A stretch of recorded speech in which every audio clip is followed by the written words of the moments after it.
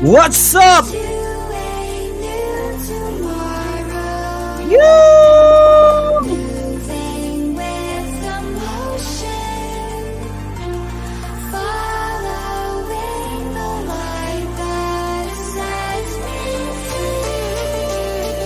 What's going on, YouTube?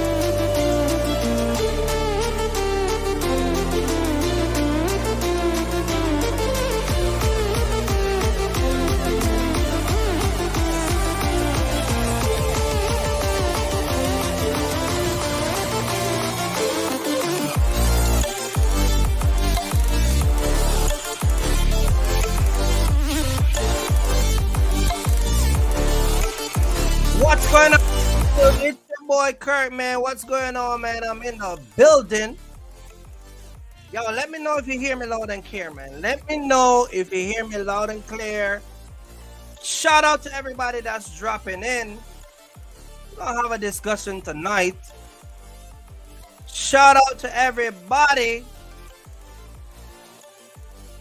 I wanna say, yo, let me know if you guys hear me loud and clear in the building.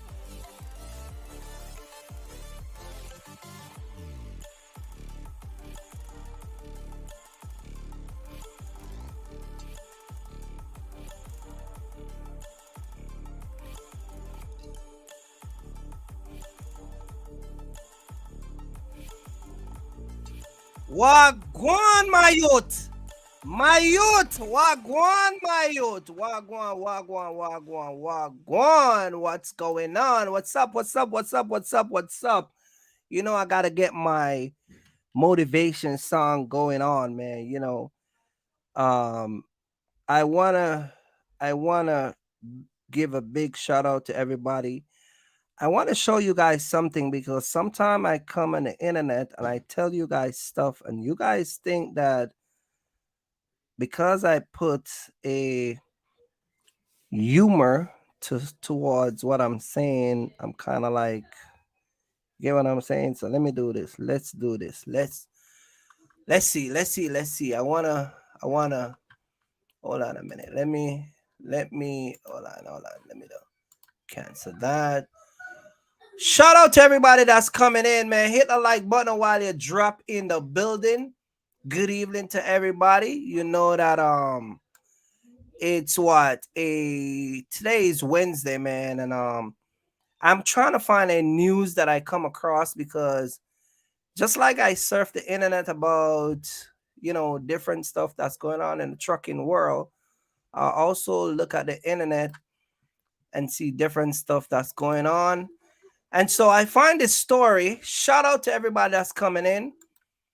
I got Mark the Mentor that's gonna be here tonight. I got Seriouslanes. We're gonna talk about some stuff, but I want to jump and show you guys this story that I come across because I always tell you guys, you know what I mean, about the whole entire issue that we have in the trucking business. And sometimes I come in here and I tell you guys stuff. Some of you guys think because I put a joke to it, it's not serious. But I wanna show you guys something. So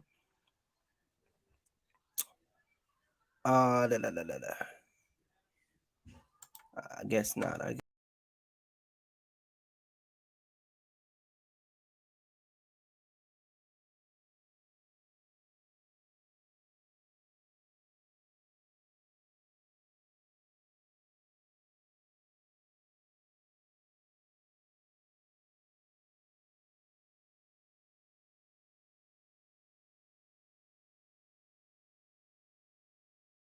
Guys, but I guess it's not working. Anyway, shout out to everybody. I'm gonna probably have to just read it to you guys, and then I'll just give you the backstory.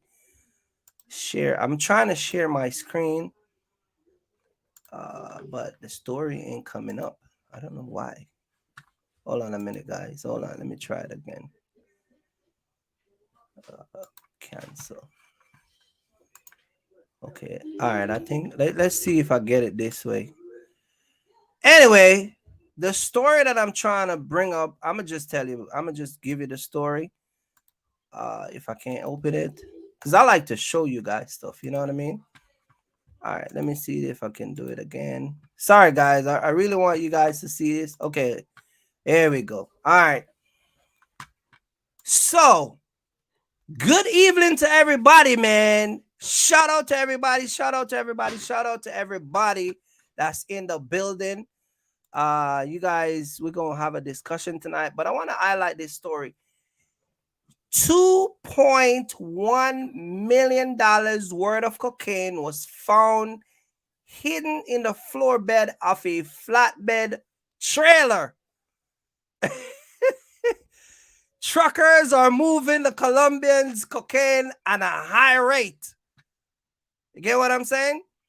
So when I joke and tell you guys that a lot of you guys are listening to YouTubers who are promising you to make millions and millions and millions of dollars in 1 month, unless you're doing this 2.1 million worth of coke, hey,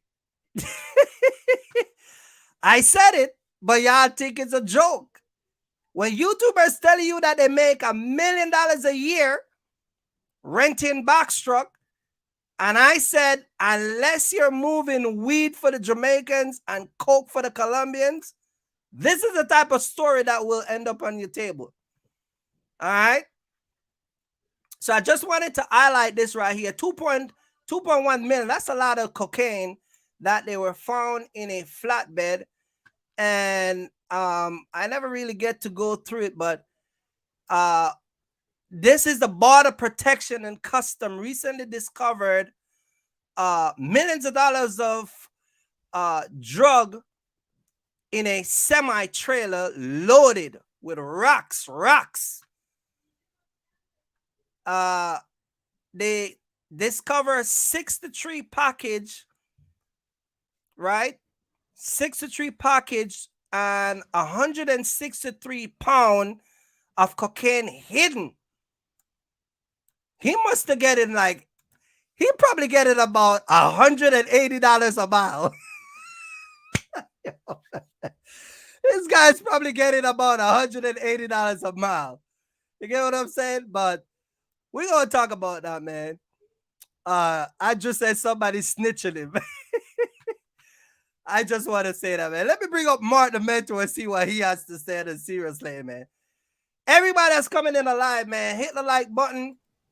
And hey, good evening. Hey, gentlemen. Good evening, man. What's going on? What you guys are doing, man?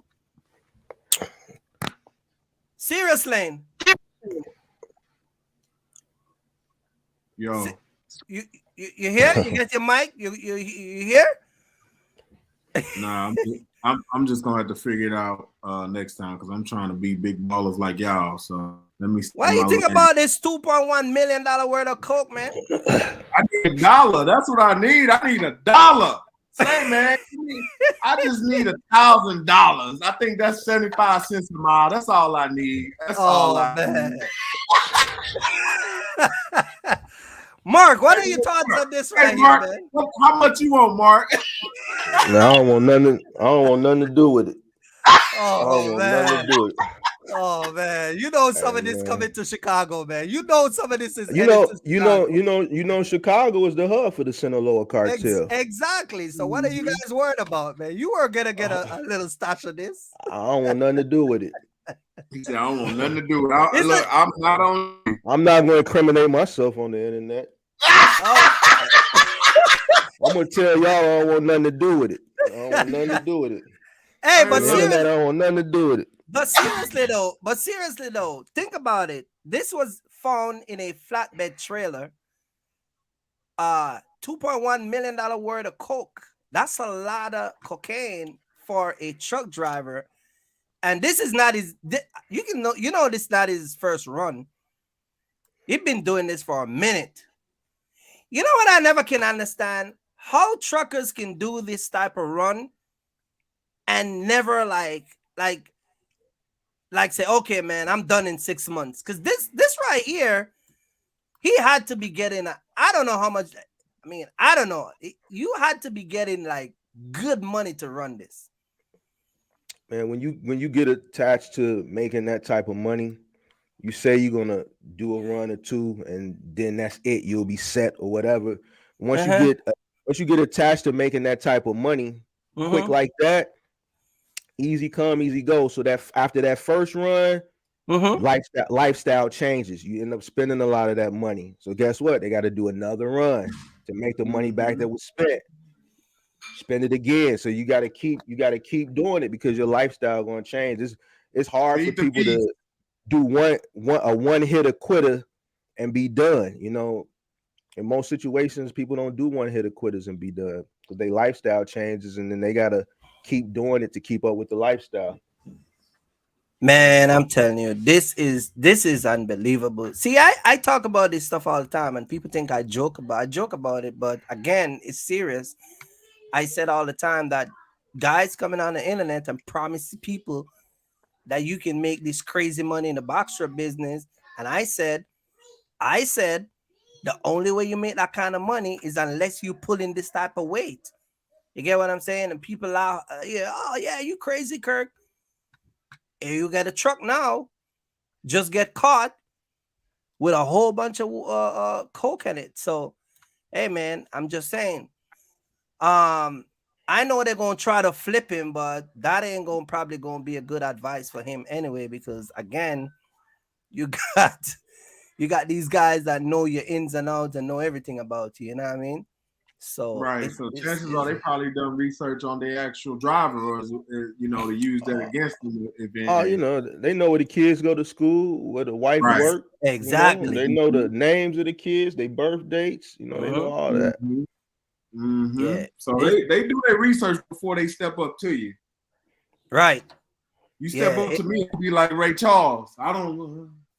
yeah. This doesn't. The end of the day, what I'm saying, this doesn't worth it because yeah, you might make whatever money this guy make, but and this is his truck. This the owner operator. This don't go in no big CH Robinson or no CH England truck or no Warner truck. It's always some independent guy that get caught up into running.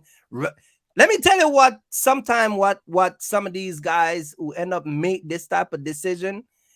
They're not running on a cost per mile. They don't have a budget. Their business is just kind of like out here. They don't have a system in place. And so because they're so in debt between owning a home, credit cards, running the truck, they always resort to, if you look at people who always turn to drugs as an escape to clear up their bills, is always kind of like it's like the people that swallow these type of stuff to take across the world.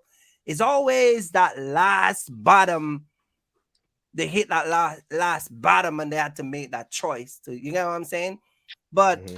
my advice to anybody who's running a truck, whether you're doing a box truck or not, I would say, man, if you got to file for bankruptcy and start over. Shout out to my mom that's dropping in. Shout out to mom.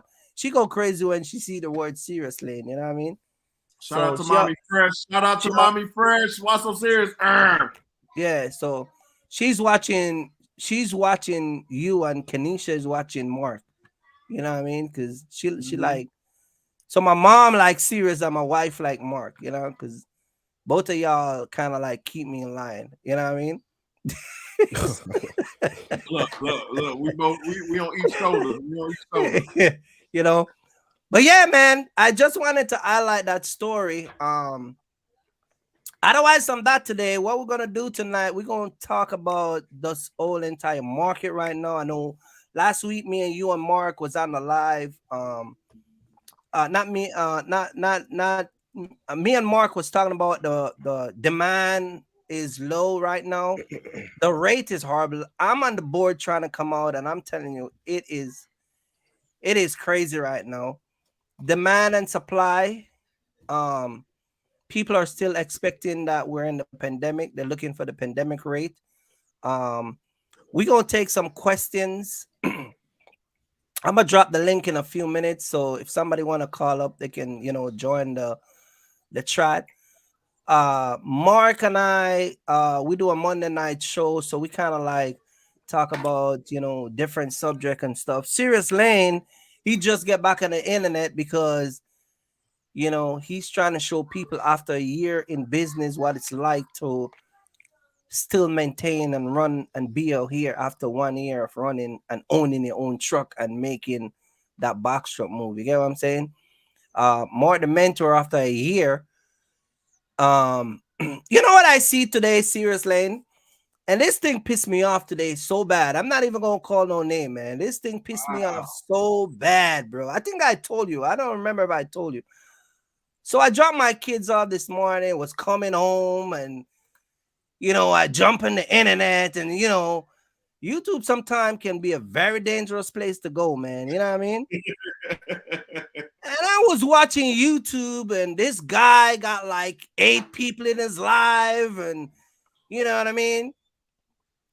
And somebody had mentioned, hey man, you got the boss watching you. You know what I mean?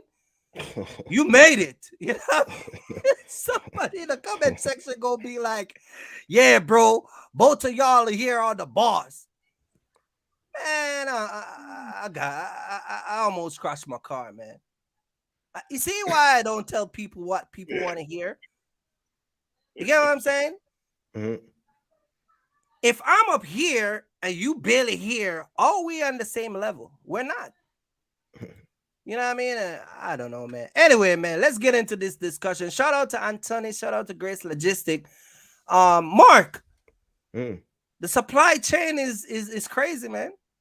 People are asking questions. I got people are asking, when is the supply chain gonna come back up? And what's the market?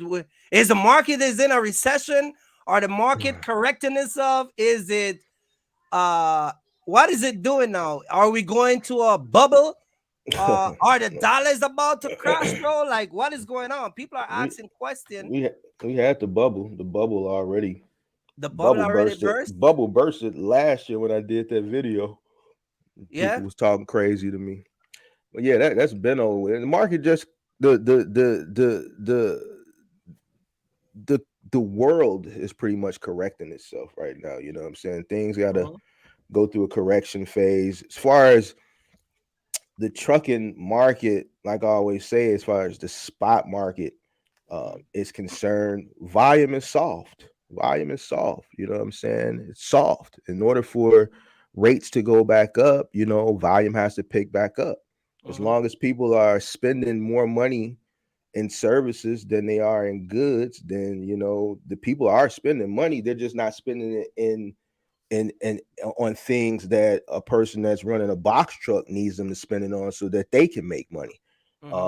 So that's what needs to change. Consumer buying behavior needs to shift from services back to goods, and then when that happens, you'll see volume increase, and you'll see rates kind of increase with volume. But as long as volume is soft, right, and it's low, then volume is prices are gonna remain where they're at. You know what I'm saying? Like, I'm not trying to be an asshole, but I don't understand why everybody's complaining. I'm not understanding. No, when I say that, I'm saying it from a point where why people don't understand what's going on. And I use the same example all the time. Wasn't nobody complaining when the rates were astronomically unusually high. All right. When they were unusually high, no one was complaining. No one was trying to give, what?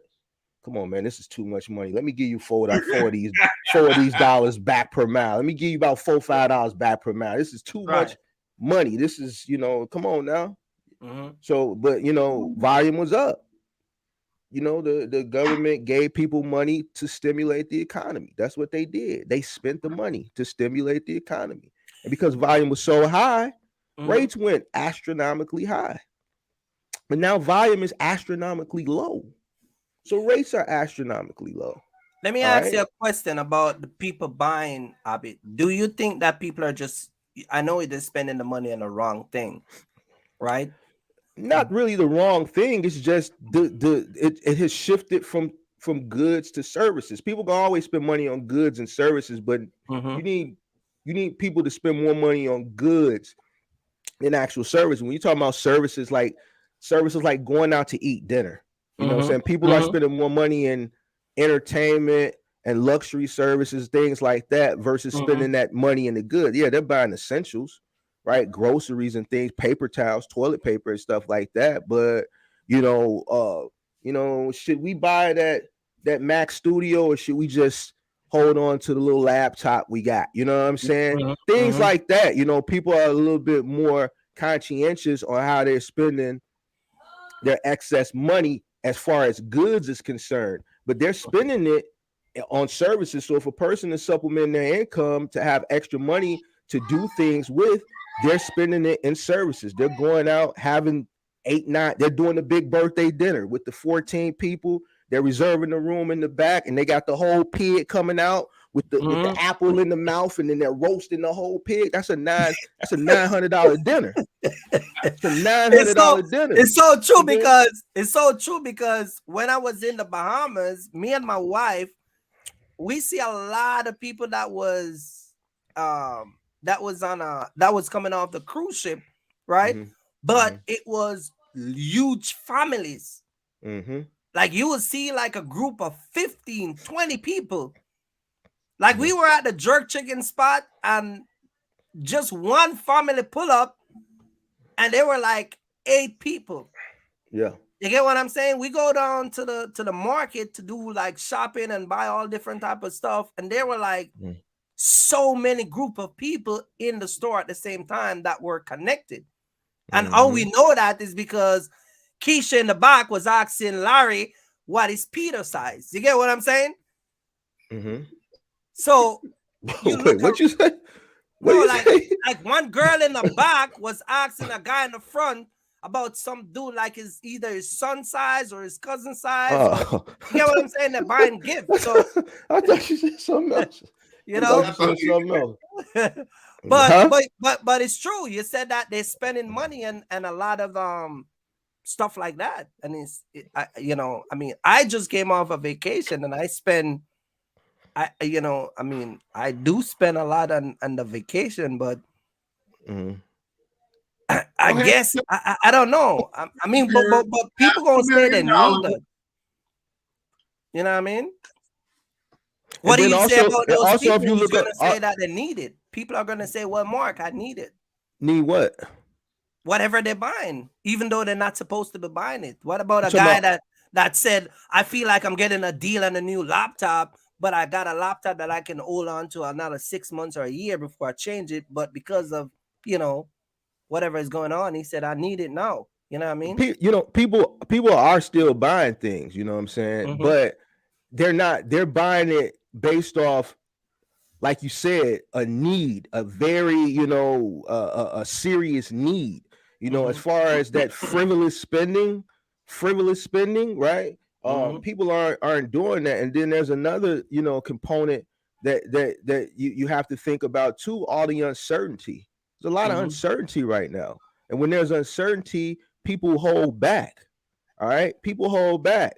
So you got inflation, you got war, we got a war going on, you got potential wars going on, you got an election next year that a lot of people are waiting to see who's even entering the race, to see who's going to run. There's just a lot of uncertainty. You got banks collapsing, crashing, right? They're talking about it could be more banks collapsing. You got people transitioning money out of banks into other ways of storing their money, like crypto, you know what I'm saying, and gold, you know what I'm saying. So there's a lot of uncertainty right now. So people just aren't spending on goods now. What they're doing, all right, what they're spending their money in, you know what I'm saying. People that are going out, that are working a job, and then let's say they're doing gig work on the side or whatever, they are spending their money in services. And what I'm understanding, they're spending money in services to kind of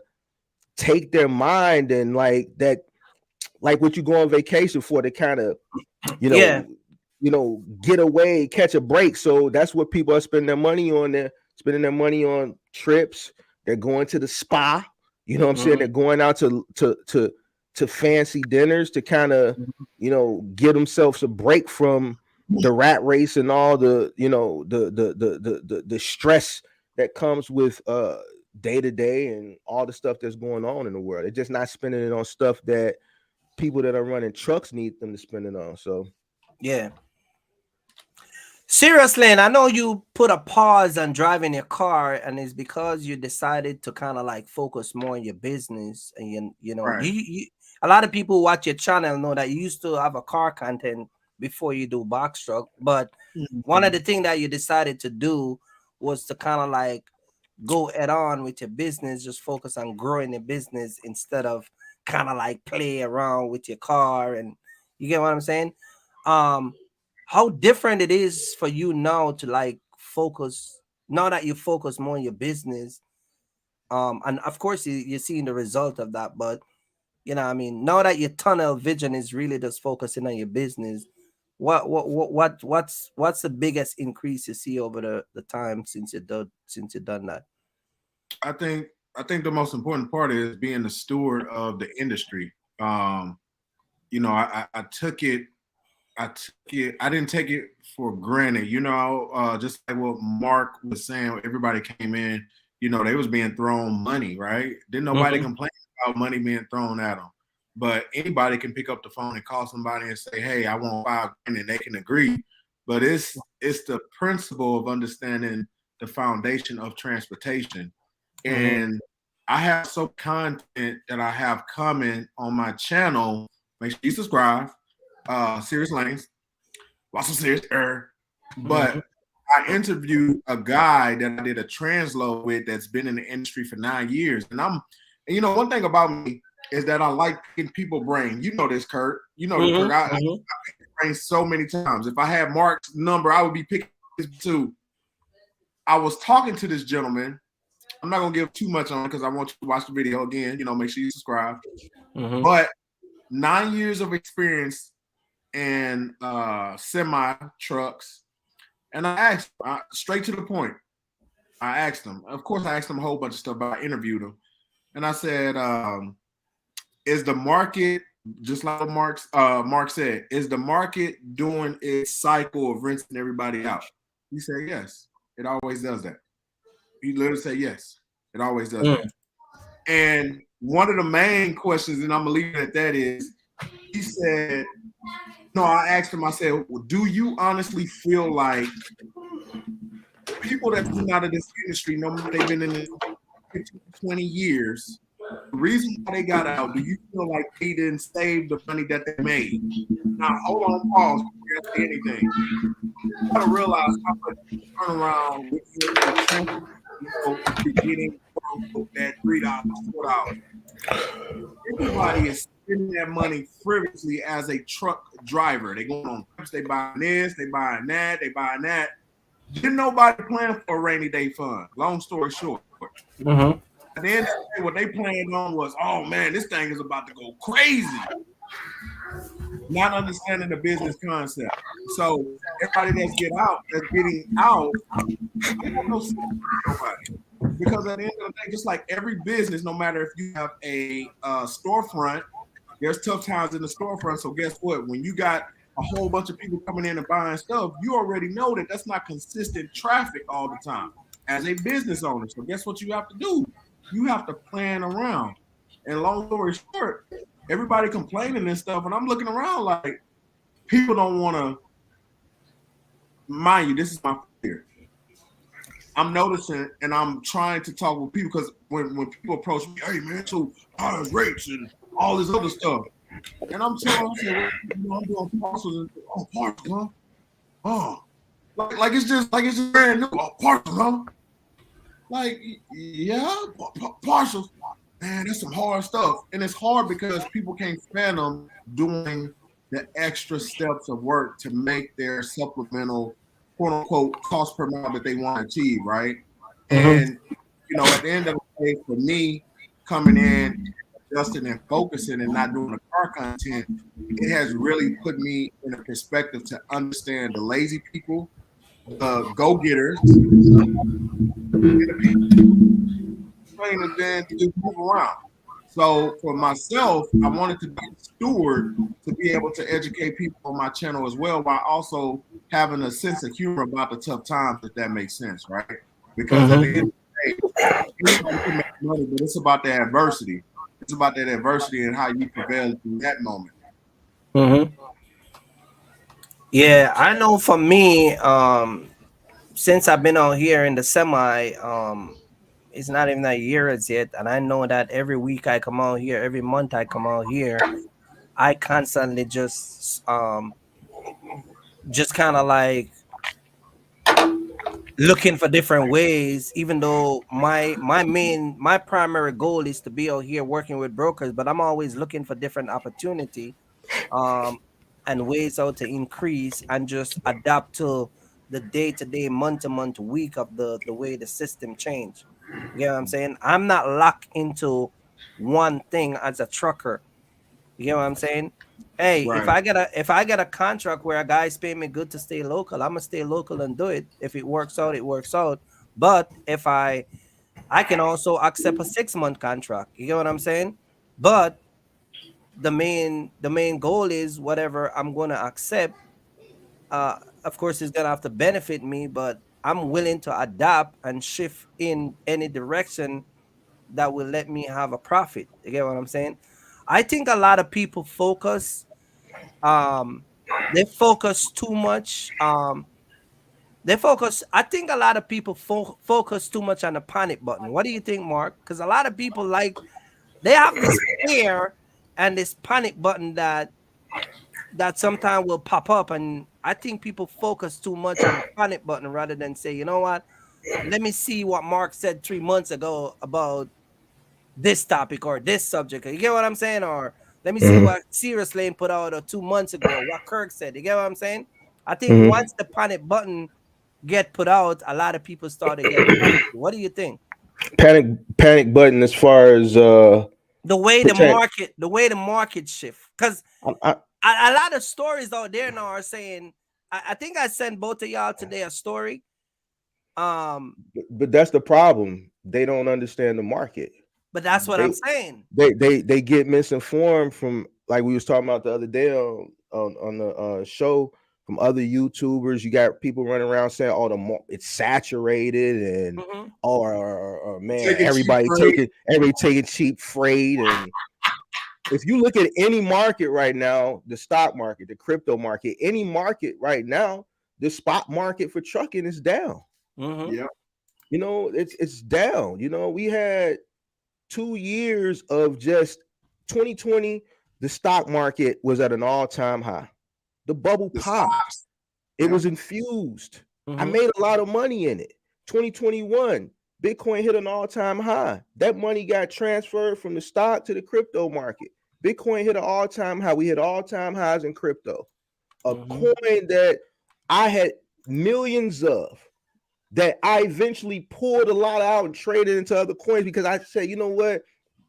I just don't see this coin ever getting to a certain amount. So I'm not going to sit here and hold it. But guess what? It got to that amount and it surpassed it by 71 cents. I lost out on a few $1,000,000 right there. Hmm. Mm. You see what I'm saying? So, things happen. The crypto market hit all-time highs. The trucking market, it hit all-time highs.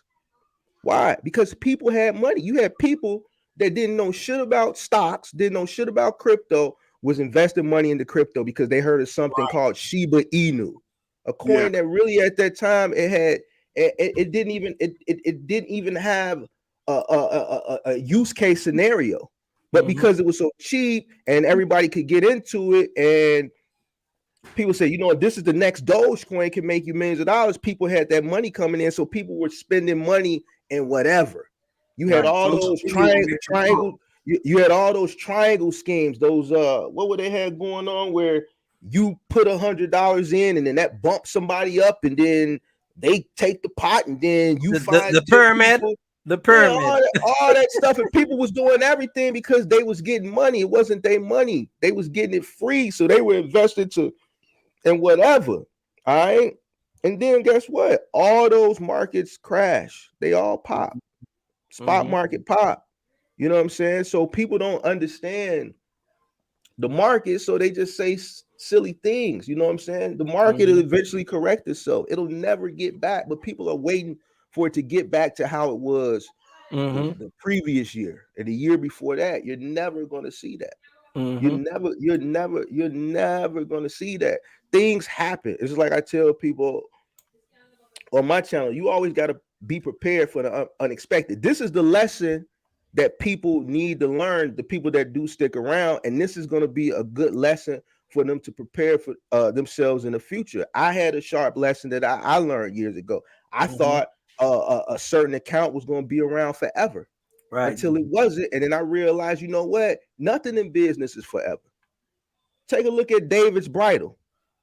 10 years ago, you would have never if somebody would have told me 10 years ago that, you know, a tradition, a worldwide tradition, let's say an American tradition, marriage, people would just stop getting married, or people's ideology of a wedding would change.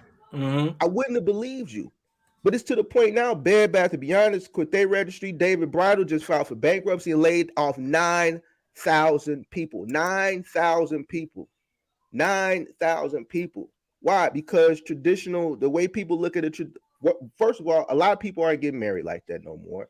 And then the people that are getting married, Generation Z, the way they look at what we would perceive as a traditional wedding, they're not looking at it like that. They're like, you know what? Entitled family, the bride's parents, you got a choice. You want us to pay for your wedding, or you want us to give you y'all the down payment on your house? They're preferring their entitled family members to give them the down payment on their house. They're opting for a more economical wedding. So the point that I'm trying to make is, in any business, you have to be prepared for the unexpected. Things will change. Nothing stays the same forever. Nothing. And you have to be prepared for that change. You have to have a plan. You have to have multiple streams of income now. Technology is moving very, very fast now. Long are the days when you could create a business and, you know, you got these board members that have been sitting on the board for years. They so old that they 90, 100 years old, and they got gray and silver hair, and they just been controlling things for the longest because they've been around so long, they're pretty much monopolized. But then technology comes in, and technology is moving fast now that, you know what, you don't know how long your business cycle will be.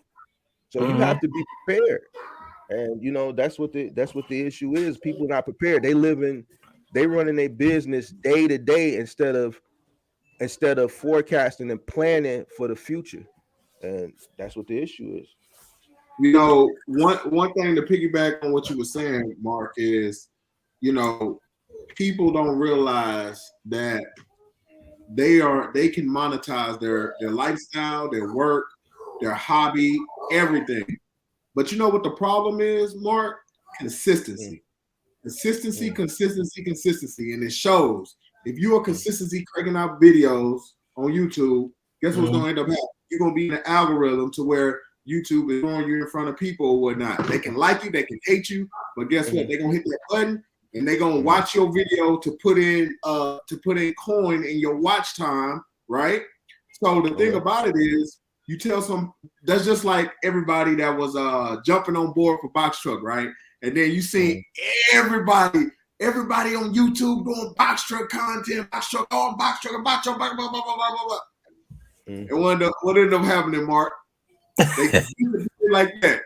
What our box truck is at? Oh, they fell off like bad dope. They fell off like bad dope. The reason being is because when it comes to adversity, anybody can say they want to do something. That's like working out, right? I get so many people that hit me. Oh man, I want to do this. Man, I got to work on my health. I'm like, okay, cool. I get tired of telling people what to do. A, B, and C. A, B, and C is, hey, don't eat that 99-cent burger. Eat you a good old meal, a meal prep meal that's $10. But guess what? That's too. Nah, I can save my other $9. I'm gonna go for that $1. So the point is, the convenience. Everything is about convenience when it comes to people. You gotta think about when you was talking about the stock market, right? Everybody got crypto, and then Oh, they got everybody's on it. What's the green app that everybody Robin Hood. So guess what? People throwing money in there, not understanding how to freaking look at charts, how to understand looking at other companies' financials. So when you talk about things like that, if you telling somebody to do something, don't jump. Social media is one of those good and bad things. Social media will get the common person broke. That's why you see all these YouTubers, they're going after those guys that's willing to pay $5,000 for what is it, mentorship or whatever it is, and then they jump ship. You know what I'm saying? At the end of the day. But see, that same thing with the internet. People don't even know how to use the internet for the tool it is. People don't understand the internet. They don't understand Google. You know, the internet, social media, the internet, what the internet does is it compiles information, right? It compiles information. People come to the internet. Google has a spider that crawls around the internet compiling information, all right?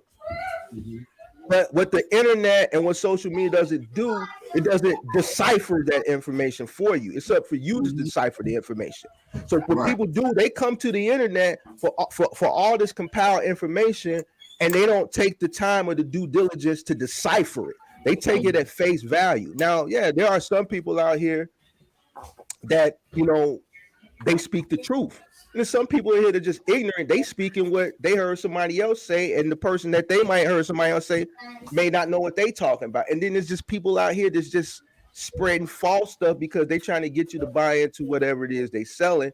And people are just taking everybody's word at face value instead of doing their own due diligence. And that's what the problem is. People don't understand even how the internet works. You see what I'm saying? And it's just, you know, it is what it is, man. But I wanna say, we were talking about YouTubers the other day and talking about people that are just you mentioned the morality of some of the YouTubers not having the moral capacity when dealing with the general public, knowing that you're gonna take $5,000-$10,000 or whatever the price is. I don't know. What are, I mean, I think that's like a whole different, it's such a wide you know, it's like a wide circle to get in. But I get what you're saying in terms of the morality part of it. But again, if these guys, like you said, if they're just in it for the money, the morality part is they're not gonna be there. That's not gonna be there. So that's why the consumer, like I say, the consumer, the subscriber, that's a consumer. They have to decipher. The internet is not going to decipher what's good and what's bad, what's real and what's fake, what's right and what's wrong. The internet is just compiling. They're compiling information, and then they're allowing people to input information, and then they're compiling that and organizing it by educational entertainment. It's up for you to decipher. So, go ahead, Serious. You were saying something? No, I was just saying I'm in it for the money too. But you know, at the end of the day, you don't get in business just to say, "Oh, I want to fire my boss," so I don't. We're talking about YouTubers who are selling mentorship, but don't have the moral capacity behind it. There's no passion. They don't care if what Mark is saying is that they don't care if you take your last 15 grand, pay them, then turn around, take another 70 grand, buy a truck. They don't care if you all here for 2 weeks and leave. I don't blame them. You know why? Let's go back years ago, right? You know those people that used to prey on old people, they come knocking on their door. Yeah, can I got this deal for you. And you know them old people open up the door. Yes, sir. Yeah. And they sign up. They sign over they pension or whatever it is to a total stranger. I ain't got no pity on them. You know why? Because at the end of the day, nobody is willing to sit up here and say, well, you know what? Before I do that, before I pay for that, let me come back to you. And as soon as you tell somebody that, That's all you have to say. Hey, look, well, let me think about it. Oh, what is there to think about? Okay, look, nah, this ain't for me. Use that common sense. So I have no pity on people that's paying $5 grand, 15 grand because they see the ambiance when people were at the highs in the market. They're at the highs. Like I said, all you gotta do is pick up a phone call, be like, hey, look, Mr. Broker, I want $5 grand or whatnot. Oh, okay, here you go. Such Transportation LLC. That was easy peasy. But they didn't understand the business. It's a business side of everything. So I don't have no pity. Hey, look, and the thing about it is, and Kirk, that I told you, man, I don't have patience for people in stupidity. If I'm telling you how to go drink the water and you like, man, that's a small stream, and you can't format a paper to make a straw, whatever, I'm like, look, I don't know, man. Maybe it's that military in me, man, but I don't have the patience for it. So look, at the end of the day, if y'all willing to pay $5 grand, let me go ahead and put out a course or whatnot so I can go ahead and get my money and pay off this box truck. Yeah, but you're gonna fall in the same trap as some of those YouTubers. Nah, I ain't gonna fall in no trap because I understand the business. You gotta think about it. So somebody come in the industry, what you've seen is people that came in the industry last year, along with myself, they came in the industry, they was in for a month, and all of a sudden they selling courses and they got mentorship or whatnot. That don't mean they understand the business. I took 1 year off from YouTube. Of course, I wrote it here and there, but I took literally some time off to understand how to run, how to position myself. Okay, if I go down there, I'm gonna get my head hit. Okay, I know not to do that. Oh man, so you mean to tell me I'm limited between having a roll up door in this area? Oh man, well let me see. Many times, of course, people put out videos, but people go in depth of truly understanding what makes sense, especially when you're negotiating. Right? It's certain questions you have to ask, or you can decipher between the content because some of these brokers they want to catch on to a lot of things that we're doing as well, as far as box truckers, right? But look, what you say, Mark? Box trucker in the spot market, right? Business person versus box truckers. Are you a businessman or are you a box trucker? But wait, but you don't want to be a box trucker. Box trucker ain't a good thing. You want to be a business person. But wait. All right. Let me address the morality part of it, right? As a YouTuber who also charge for mentorship, I charge for all those stuff, right? Let me give you my 2 cents about that, right? Because I see, and I'm not. Hey, everybody do business different, and like Mark said the other night, when we were having this discussion, a lot of people are not.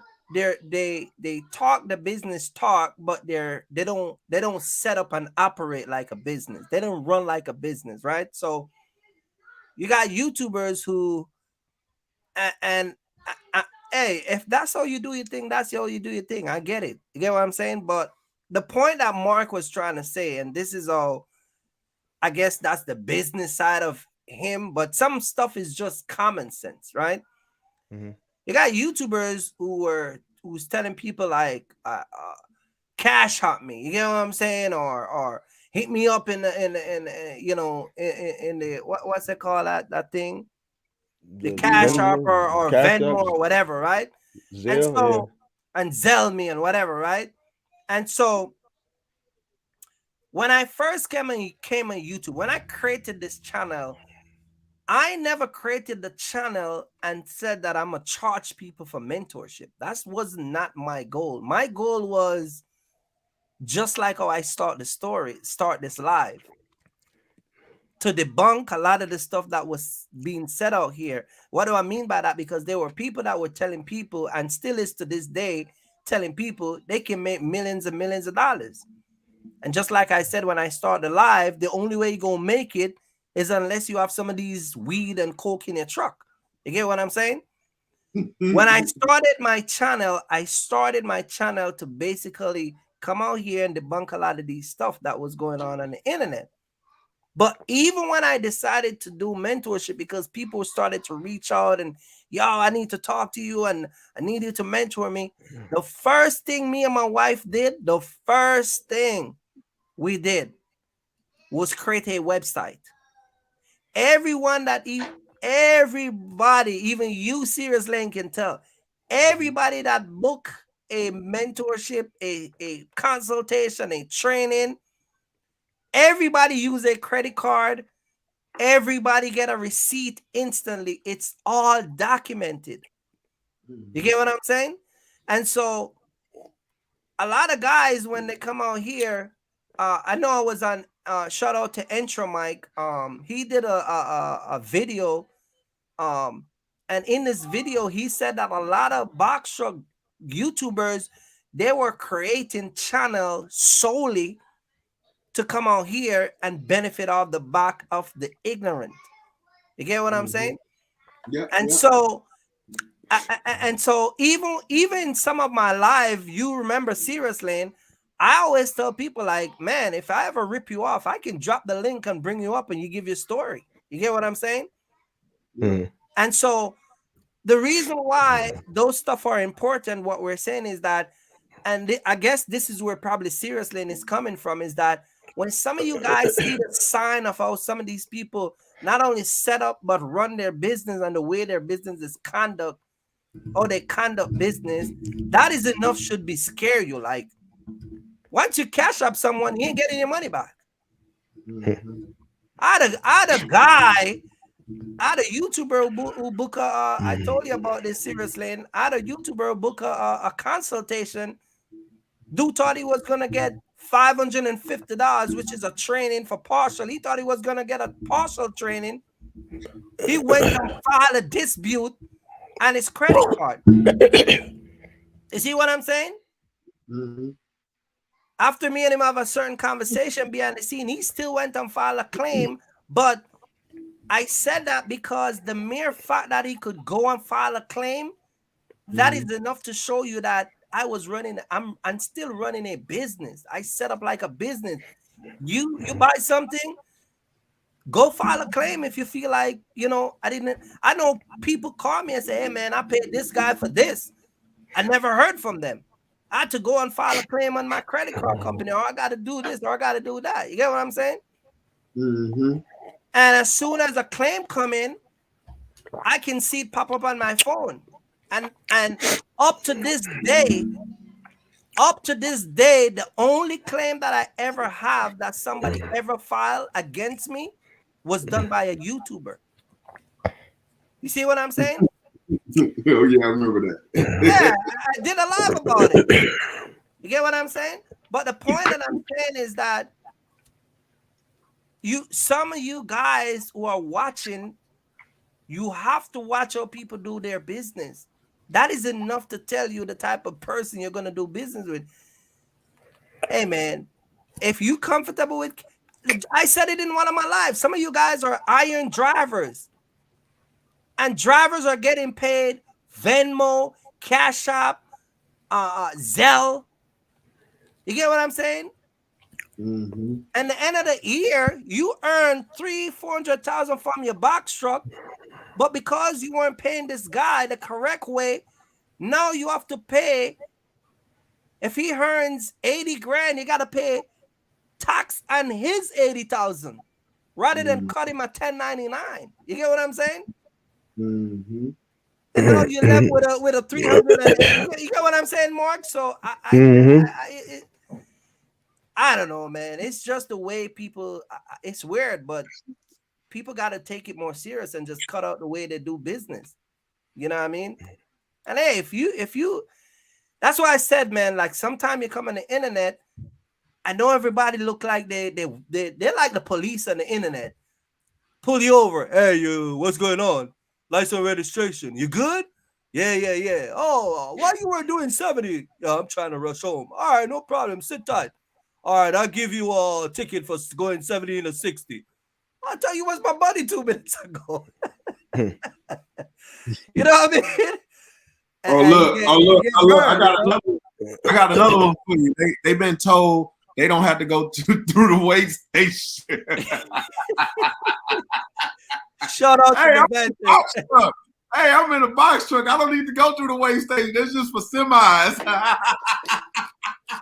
Just craziness. Shout out to Devante, man. Hey, man, we're having a discussion tonight. Feel free to drop your question in the comment in the chat.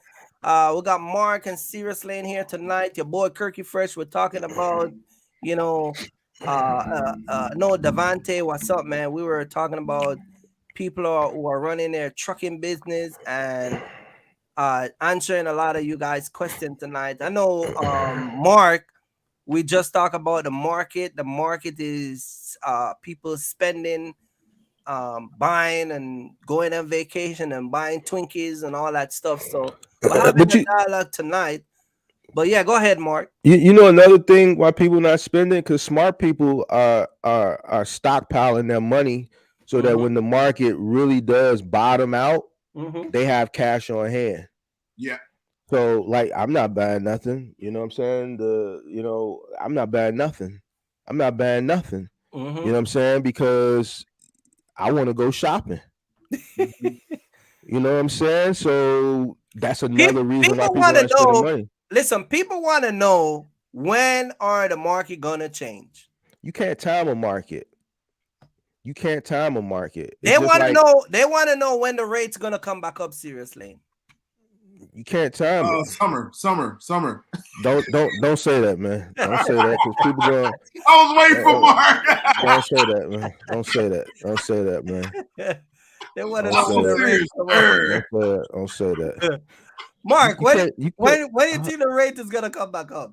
You can't time a market. It's just like trying to time a stock. You know what I'm saying? I'm gonna sell this stock once it reaches the all-time high before it comes crashing down. I'm gonna sell it at the top. You can't time it. You gotta look at, if you buy a stock at, let's say, $10 a share, you buy a big bag of a certain stock at $10 a share, and if it gets to $20 a share, you doubled your money. Yeah. All right. If it gets to $30 a share, then you made even more money. But you could be listening to an analyst saying, you know what, once this EV company starts a subscription battery swap where you're not gonna have to sit at a charging station for 20 minutes and charge, you can just pull right into a terminal and a robot will snatch the battery out and put a new battery in, and you just pay $100 a month for that subscription.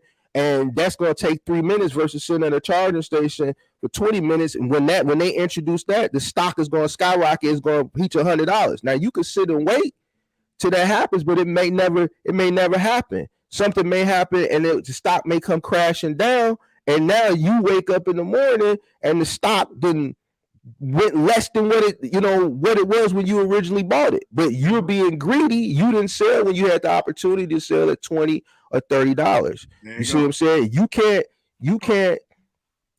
time a market. Now you can forecast and analyze, but right now it's too much uncertainty. Because guess what?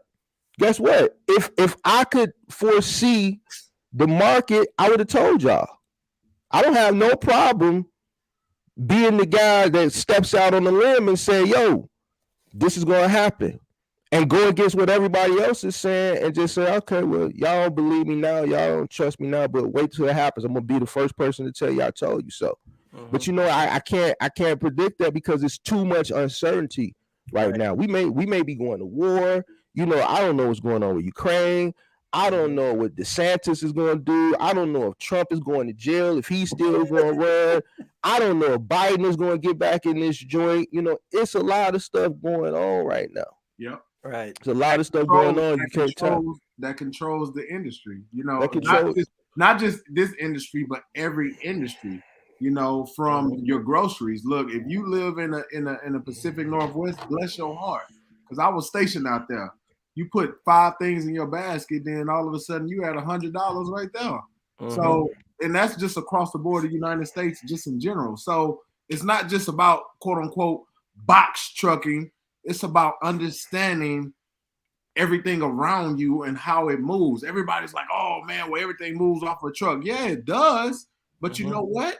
What also happens is the customer, the clients are realizing their advantage. So guess what? Just like any business, think about it. Any business, any industry, they're going to take advantage. Think about when transportation was hot. What people took advantage of was, hey, well, let me go ahead and get in this market and make a lot of money.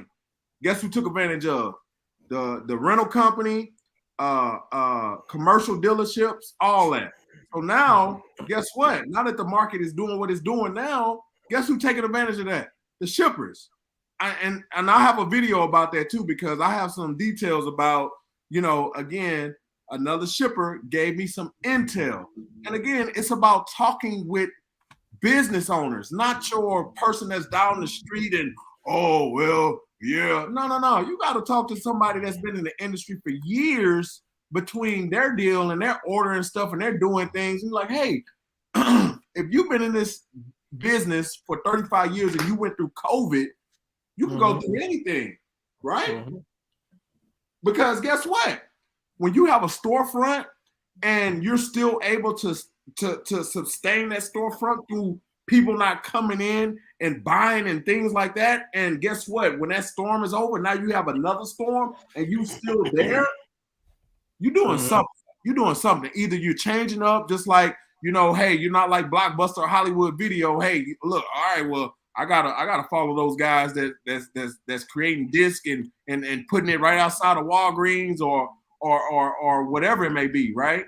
So again, it's a bigger narrative to what's going on, not just saying transportation, man, we move everything. But do you not realize the shippers know that if they put out an order and they live in Timbuktu and they need their stuff shipped, they can get a truck within an hour? Wait, I live in Timbuktu. How do I have a truck coming to get my stuff right now? Y'all don't think about that. All y'all think about is, oh, I got to hurry up and get the load. They already know they can get a truck within an hour. But y'all not thinking like that. Y'all thinking like, oh man, the loads are, man, it's not too much. Somebody going to come pick it up just like that. But guess what? If they Timbuktu and it's going to sit, guess what happens? That price go up. Price go up. That price go up. That price go up. Come on, it's not going to sit. Look at the rejection rates. The rejection rates right now are low. Yeah, but they don't understand rejection rate. But Mark, so now when you say rejection rates, you're talking to the A-list students. So no disrespect, but some of y'all are C or D students or whatnot. So you got to dumb it down to people to understand that, hey, look. I can't dumb it down. I understand. I know, Mark. I know. I got it. You can't dumb it down. I know.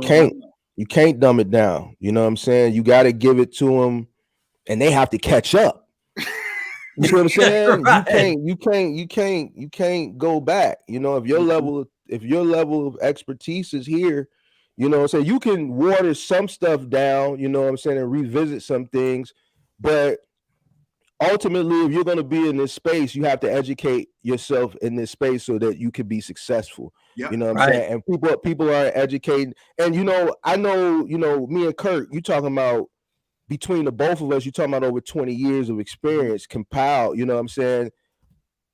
But, you know what I'm saying? And I know when we get up here, it seems like we're just maybe going over people's heads, but they got to catch up. They got to understand this stuff, because it's like, I'm saying the same stuff over and over and over and over again, but a person go watch somebody else's channel and listen to them complain about people taking certain rates and saturation and all this goof. To me, it's goofy. You know what I'm saying? But really, it's just ignorant, and ignorant is not a bad thing. Ignorance, the definition of ignorance is just not knowing. Just ignorant and just not understanding. You look at any market. Every market is down right now. Yeah. When people say stuff with trucks, man, everything got to move on a truck. Guess what? You're right. And if I go outside and go to the nearest expressway, guess what I'm going to see? Trucks moving stuff. Right. You're complaining, but somebody's moving it, because guess what? The rejection rates are low. Right. People are rejecting loads. People are taking loads. Right. Yeah. Just because your rate is high doesn't mean the next person. If I wanted to jump into the middle mile a division lane right now, a lot of these cats, if I would be mad at me, right?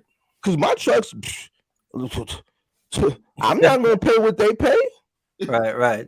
You see what I'm saying? So man, they gotta learn. They gotta learn. They gotta catch up. They gotta learn the space and stop saying things and listen to people that aren't providing them solutions or educating them.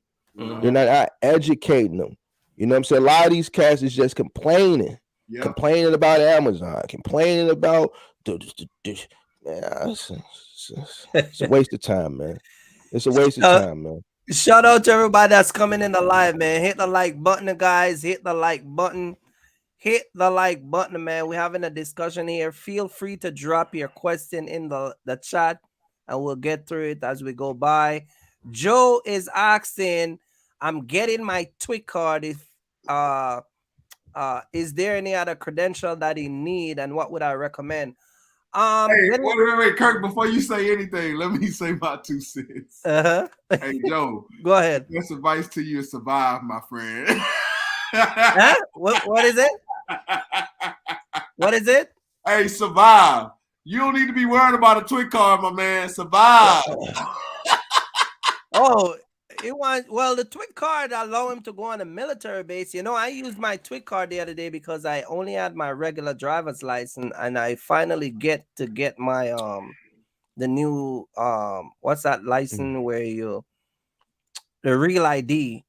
So now I don't need to have that, but you still need a TWIC card. It's only $125. Look. You got your real ID. I didn't get it. I'm gonna ask you this, Kurt. I'm gonna ask you this. Okay, let's ask you this. How many times do you use your TWIC card out of the past year that you had it? Okay, so here's the thing.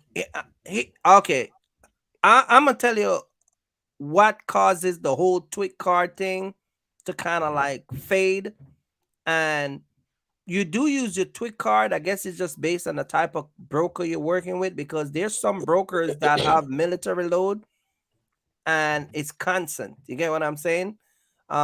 There's some time I think I sent you one time to pick up a load. We're close by an airport.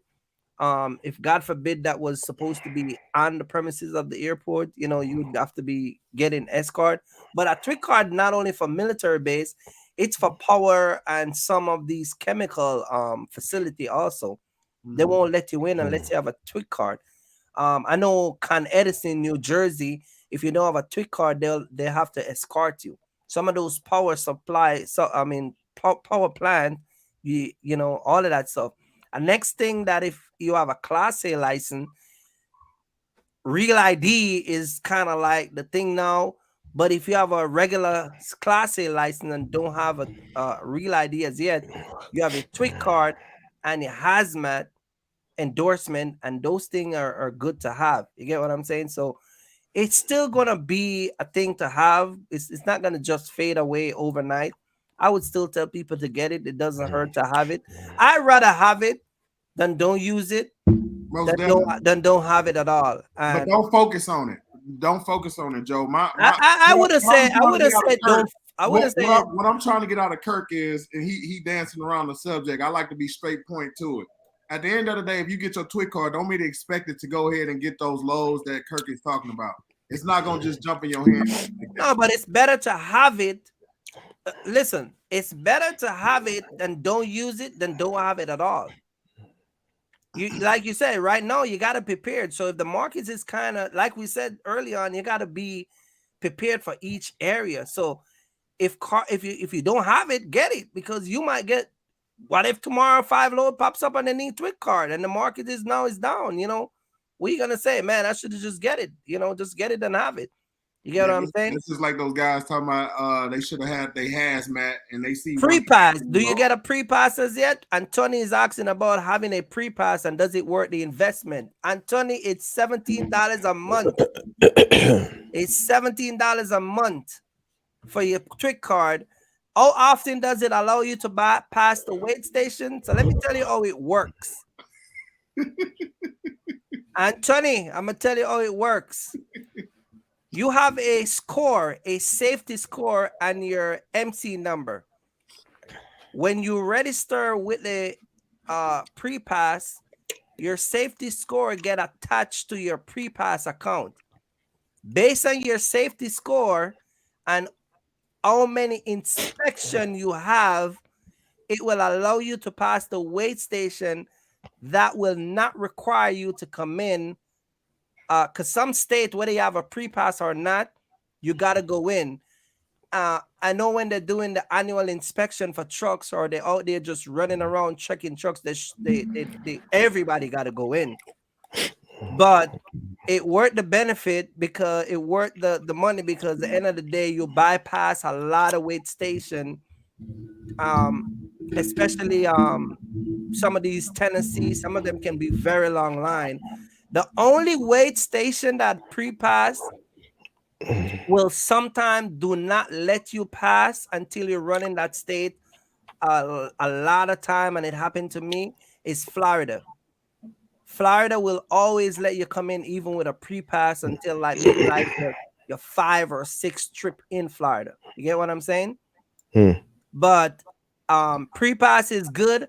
Follow the instruction in your pre-pass. If the lights say green, then you pass. If it say red, go in. If you do not go in and an officer run you down, he's gonna ask you to show him the pre-pass, and if it's blinking red, you're gonna have a big problem. So I would just go ahead and get it, Anthony. $17 a month. It's a good device to have. I have it, and sometime North Carolina, some of these lines can be very long. Kentucky, and all these, some of these states, Ohio, even Jersey sometime. But go ahead and get it, man. Devante said that he's got his LLC. Shout out to Devante. He got like 4 Lamborghini down in Pensacola, Florida. So, and he got like 3 yachts and all of that stuff. But he gets his LLC. So shout out to him. Mark, I guess this is for you. This right here is for you, man. You got to read this. This is your type of meal right here. Yeah, I read it. He's right. I've been saying we haven't seen the bottom yet. He's right. He's 100% right. We still haven't seen the bottom yet, and people crying now. I've been just trying to get people prepared, and I've been saying it. What do you say? History is best qualified when it's documented, and I say on all my lives, we still waiting on the bottom. Right. So people that's crying now, is pissing in their pants. Oh my God. Get worse. Yeah. Oh, Lord have mercy. So it's gonna get worse, man. It's gonna get. Even the president says it's gonna get worse before it gets better. You know what I'm saying? So you just got to prepare yourself, just prepare yourself. And I think a lot of people, man, they just privileged, man. They don't want to get their hands dirty. And that's what it is. That right there, I don't get, you know what I'm saying? So, maybe it's because I'm a final mile person, you know what I'm saying? So it's just from start to finish, and coming from moving in the final mile, it's just start to finish. It's just grueling, you know what I'm saying? So that whole backing into a dock and just driving it from A to B, and then they're taking it off with a forklift and stuff like that. Listen, you may have to transition. You may have to supplement. You may have to run some apps, freight and curry, and man, shit, you may have to go get a job on the side. I don't know. You're going to have to do something. That's the point. You know what I'm saying? If you're going to sit around and wait and wait and wait and wait and wait and wait and wait, I'm telling you, it's not going to just waiting and complaining and hoping for better days. That's not where it's at. And that's the truth, Kurt. Like, I'm going to have to start really telling some people the truth. Some people, I've been telling the truth, but I'm going to have to start giving them, I'm going to have to start giving people like more of a harsh you gotta become me. You gotta become me a little bit. No, I'm not gonna. I'm not gonna shatter a person's dreams, but if you have to work, if you gotta get some type of other type of something else, whatever it is, to kind of supplement the box truck thing, then that's what you just gotta do. You know what I'm saying? That's just what you gotta do. If you can't run your box truck consistent, but here I said though, if I gotta. I get what you're saying, but I feel like once you go box truck and understand box truck, the whole business of it, I don't think you should have a next job, man. Exactly. I get what you're saying. Yeah. But think about it, Mark. Think about it. Even if you're getting final mile and you, let's say you're getting like Home Depot was paying me, I think I was getting like $38 a stop if within a certain mile radius, like say within a 25-mile radius, and then outside of that, I get, you know, my rates go up. You get what I'm saying? And then if I do over 100-mile or over 50-mile to 100-mile, I get like $75 or something like that. You get what I'm saying? So even if a guy buy a box truck tomorrow and he's in Chicago and he's signed up with one of these companies and he's making $450 a day, $500, $550 a day. Let's say, forget about that. Let's say he's making $400 a day. He's the only person. He doesn't have a helper. He's the one guy that moving around in that truck. I can't see that guy going back to go get a job. Like that. You get what I'm saying? I'm not talking about that guy. I'm not talking about the guy that's maintaining. I'm talking about the people that are out there that are not maintaining. That don't want to work. That don't want to transition. That don't want to work. That don't want to go out there and find it. Then they shouldn't be in trucking. They should just stick to a job that just. That's what I'm telling. You get what I'm saying? Because that's what I'm saying. If you gotta drive your truck in the day and work at Target at night or Walmart or one of these to offset your income, you don't need to be in trucking. Or if you gotta work a day and do Amazon at night. I disagree with that one. Nah, I don't know. You can't limit a person's earning potential because you don't know what a person's situation may be. If a person has the gall to get out and go get it, say they run their box truck on a local run and then they go get a little part-time 4-hour job after that and they only get 4 hours of sleep, they may be doing that for a reason. Because the box truck is restricting them to a certain amount of time that they can run, but they still got the oomph in them. Whatever's giving them that motivation to go out. Look, I still can go find a little 4-hour hit here. Even if I go McDonald's for a quick $20 an hour and flip burgers, that might be what that person may need to get by. You don't know. Find a logistic company that can give you the same one route, can take up one pallet in. You got the same. You can find a logistic company that can say, hey, we got 2 pallets that goes here 3 times out of the week to this facility. You see what I'm saying, Seriouslanes? I hear what you're saying, but you can still find within the box truck transportation business that companies that will still give you that, you have that time to rest and then the next little here and there job to do. You get what I'm saying? You have courier service. You can sign up with a courier service. They have routes. You get what I'm saying? They be like, hey man, I do this in the day. I only need like, they're like, yeah, we got 3 times a week. We can have you go over here 3 times a week for us, or do this pickup every evening at 5 o'clock. You get what I'm saying? That's why I tell new people, like last night on the live, I say just get a cargo van. Start with a cargo van because with a cargo van, I can see but I see a lot of people I see a lot of people give a lot of pushback on cargo van.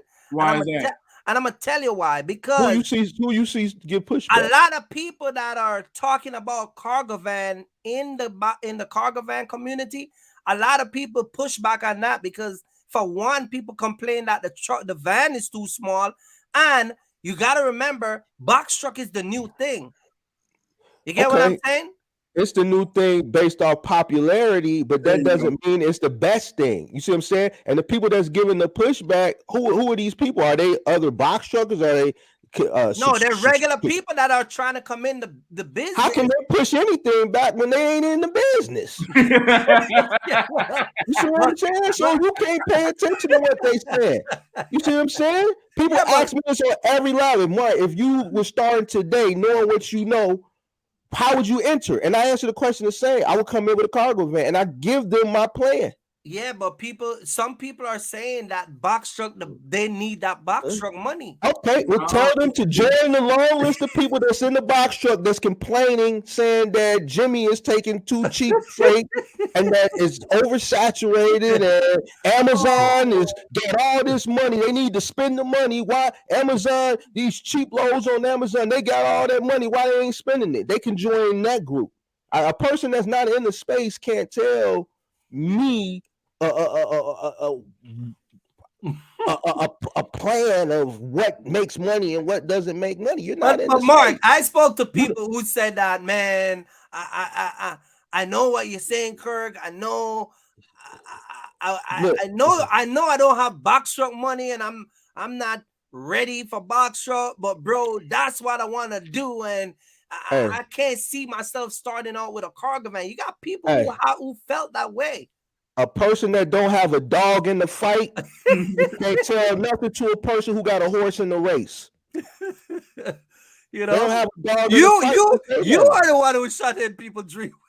I ain't shouting nobody. I'm telling them that. I tell some reality. People it's reality. A lot of man. People need a reality check about life and their situation. Everybody's situation is different. And the problem is when things don't go their way, they want to find something to complain about. Yeah, but if a guy, think about it. If I were going to come in and a guy said, well, a cargo van, what, $25,000, $30,000?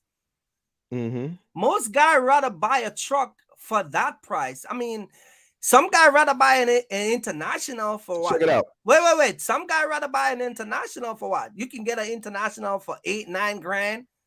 You get what I'm saying? That's how some people gonna look at it. They're not gonna be like, you know what I mean? I did a video a few weeks ago. Most of these guys got box truck dreams and cargo van money to begin with, anyway. So we have to be realistic here. We have to be realistic here. You know, you have to learn logistics. Yeah. All right. And I think it's best for people to come in and bootstrap their way to but I think getting into the box truck space, especially in the middle mile, I think it's in a very advanced lane now because of the cost of entry. Now, like your cost of entry is very, very high. So you have a limited time span to figure this out and get it right. Yeah. All right. So there's nothing wrong with starting out small, but everybody wants that quick way to the top. I don't know what that's like. I started with a pickup truck and I worked my way up. All right. I don't know what it's like to be able to just come into something with a 26-foot box truck. I wasn't that privileged. You see what I'm saying? I've had to work hard for every single thing that I've attained in life. You know what I'm saying? And I appreciate that because I was able to learn things so that I didn't fall into these pits that a lot of these people do because they jump into something that they don't fully understand. Mm-hmm. The cargo van space is it's not as expensive to get in, right? It's a little bit easier to maneuver, right? And you're getting you're getting hands-on training of logistics. It's not to the scale of a box truck, right? But then also with the cargo van, you don't have the restrictions that a box truck puts you under, and you can get out there and move and shake a little bit more with a cargo van than you can with a box truck. Hey, so wait a minute, Mark. You mean to tell me that I can avoid a wait station? Yeah. Yeah, and I'm not even talking. Man, I gotta go get a cargo van. But check it out. When I'm speaking about cargo vans, I'm not even speaking to the point of going over the road. I'm not even speaking over the road. I'm talking about local. Right. I'm talking about local stuff. Yeah. You see what I'm saying? So, you know, I think a lot of people, and I talk to people every day. You know what I'm saying? A lot of people just don't have the fundamental understanding of what they're getting into. And I know that just by talking to them. You see what I'm saying? So it's advanced.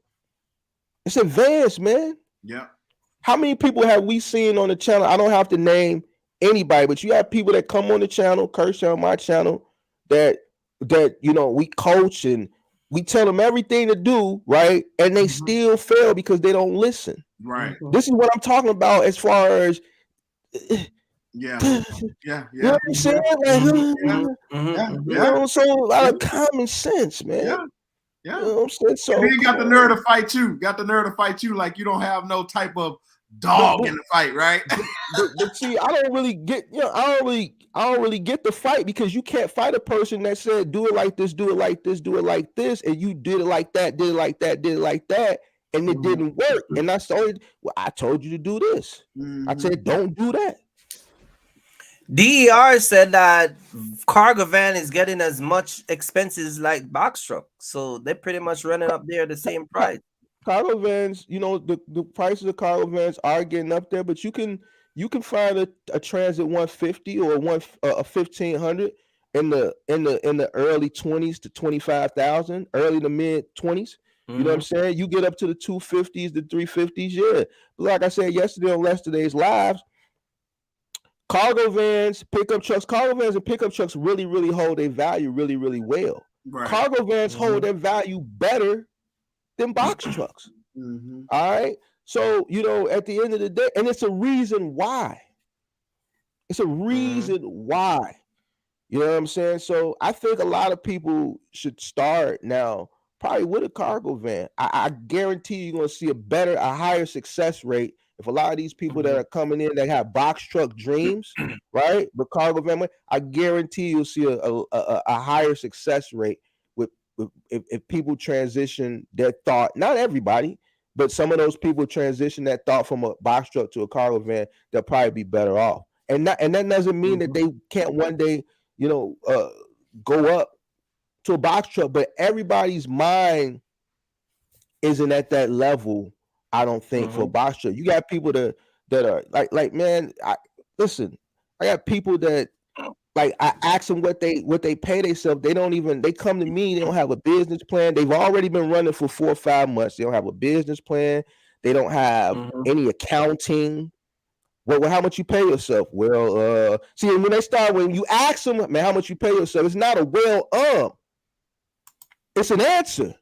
No one has. I still have yet to do a coaching session with somebody, and I ask them that question, and they can say, man, I average about $1,500 a week. I pay myself $1,500 a week. That answers the question just straight. It's always, well, you know what I'm saying? So it's too advanced for a lot of people. But like he said, the popular thing. Yeah, because everybody wants to come in the box truck. Ain't nobody want to grow. They want to grow up right away. You know the new term on the road, man. I want to be like you. You know what I mean? I want to be like Seriouslanes. You know, I get my semi and people say they don't even want. Listen, I get my semi. People say, shoot, they don't even want no box truck no more. They want a semi. You see what I'm saying? Don't realize. I got this comment here. It said, Mark, my box truck, I have my box truck to supplement my income until rate pick up. So I guess somebody agree with you, Mark. Yeah, I'm not moving if it's not profitable. But he has his box truck to supplement his income. That means he has he has some type of career job going on, and the box truck is just a secondary stream of revenue. Right. So he's in a luxury position where his box truck is probably already paid for. He probably has a nest egg, and he's not in that tough situation that a lot of people are, where they have, you know, that they got to move that truck because it's costing them money to run. You know what I'm saying? You got some people that are not everybody is in that situation. You see what I'm saying? So yeah, I don't know, man. It's I look like a lot of people agree with me. I don't know who these people you watching, Kurt, that shunning the cargo vans. Because a matter of fact, if you go and watch a lot of people who used to have cargo van, when the pandemic hit, they were doing cargo van videos and doing cargo van loads, and they literally jump out of that, sell their sell their cargo van, and then rent a truck and start to do box trucking, and then end up lose money. But they even said that if they were supposed to do it again, they won't go back to a cargo van. They would. So you tell me they made money? They made money in a cargo van, but then they went to a box truck and lost money. And lost money, right? Yeah. But they wouldn't go back to what they were making money in. They said that if they were supposed to go back, if they were supposed to come back in the game, they would they rather would start back over in box truck, not cargo van. But they made money in the cargo van. But they made money in the cargo van. You see that video I sent you about that dude the dude that rent that truck and he hit the top off? He started out in a cargo van. Right. That's just because what happens. And they said that, and they lose, and that was a rental. Okay, so that's why they got out the space, because they were retards. You see what I'm saying? You tore the roof. You tore the roof off, which means you weren't paying attention. You weren't paying attention. Right. That you can't blame nobody. That's your fault. It has nothing to do with the market, the industry. You tore the roof off and you couldn't pay for it. How did he tear the roof off, Mark? Not paying attention. Drive on a low bridge. See, so that's why I had to get to the nitty gritty. You said they made money in the cargo, then they went to the box truck. No, hold on, something ain't right. Because some confusing because they're confused. Why would you not go back to what made you money? Because the thing is, they're looking at the truck, the size, and I guess the available, the load that are available for box truck versus the car. I don't know. Maybe it's easier to find load in a box truck than the cargo van. Selectus is not what it used to be. So a lot of people switch. You get what I'm saying? And if people are convinced about something, sometimes they're gonna stick to what they're convinced about. You get what I'm saying? Man, there's nothing wrong with starting out small. I'm never gonna change this. There's nothing wrong with starting out small and working your way up. It's nothing. You're gonna see more success if you take your time and work your way up. You know what I'm saying? You're gonna see better, results. You're gonna see a better level of success if you start and you grassroots and you bootstrap and you work your way up. So let me play devil's advocate, Mark. So what about those ones that are when they back or against the wall and they put it all on the line? What do you say for those individuals over there? That was me. I've said this all the time. My back was against the wall. That's how I got started. You utilize what you had. My back was against the wall. I couldn't rent a van, a truck, nothing. I had to use what I had. But you also attempted to learn more and drowned yourself in understanding what to do, what not to do. Oh, I hit my head. Okay, I never do that again or whatnot. Okay, all right. Well, let me go ahead and figure out how to move now. You know what I'm saying? See, a lot of people, they put it all on the line and they quick to, oh man, yeah, I got it all on the line, man. I'm gonna make this happen. Okay, are you learning about the business? Are you learning? Oh well, man, I just know I can't take $2 a mile. Oh man, are you learning? Because at the end of the day, if you're not managing it, then it goes back to what you were saying as far as paying yourself, right? One thing that I learned about in this business is I saw a lot of money come in, but I was not able to pay myself all the money that came in because it had to go straight to the company. It had to go straight to the company. So basically, I'm a broke employee. I'm just working for free. Because at the end of the day, yeah, the necessities has to be paid, which is lights. You see the lights on, right? Nothing is turned off. But there's no vacation like Kirky Fresh. There is no buying no $200,000 car like Kirky Fresh. Y'all get what I'm saying, right? So at the end of the day, coming in new and putting it all on the line, guess what? You got to learn about the business. It's not about hearsay, she say. And it's just like in high school, college, you hear people that took the shortcuts, right? Oh man, well I cheated and I used this and I got my degree. Okay, you try that. You try to cheat it and see what happens. They're gonna hem you up. Okay, well, go ahead and give us that MC back. Okay, well, we're gonna go ahead and shut you down. And guess what? The broker ain't dealing with you no more. So it's a common effect to where people, they take everybody for what they say and they don't hold them accountable on the internet. And they willing to run with it rather than investigating and going to the actual fmcsa.gov, right? So it's again, it's immersing yourself through the proper protocol. So when you run into a situation, you know how to move, you know how to progress.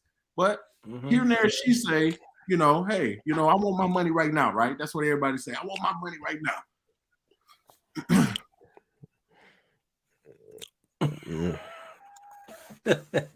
Yeah.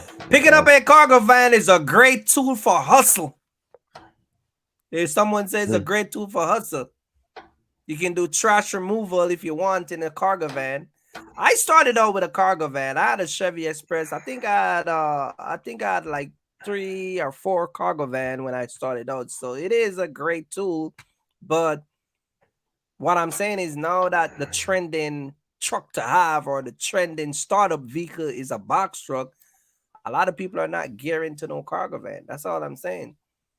Even though they Yeah, got cargo van money, you know what I I, I, mean? dis- I disagree. It's a lot of people that's going to cargo vans. A lot of opportunities with the cargo vans, and I get what they're saying too. It's a good hustle to start, but it's also could be you can utilize those tools to start a successful business. You know what I'm saying? So you know, Mm-hmm. everybody gonna have their own viewpoints on things, and I'm not here to argue people's viewpoints, but I do know what I know. You know what I'm saying? So it is what it is. If you tell, I would tell people, I think let's see right here. I think this is Joseph. Joseph said that I agree. You should start with a cargo van and see if it work out for you. And if so, you can scale up. I would say with the rate of what's going on right now, I would definitely start with a cargo van. I would more look for a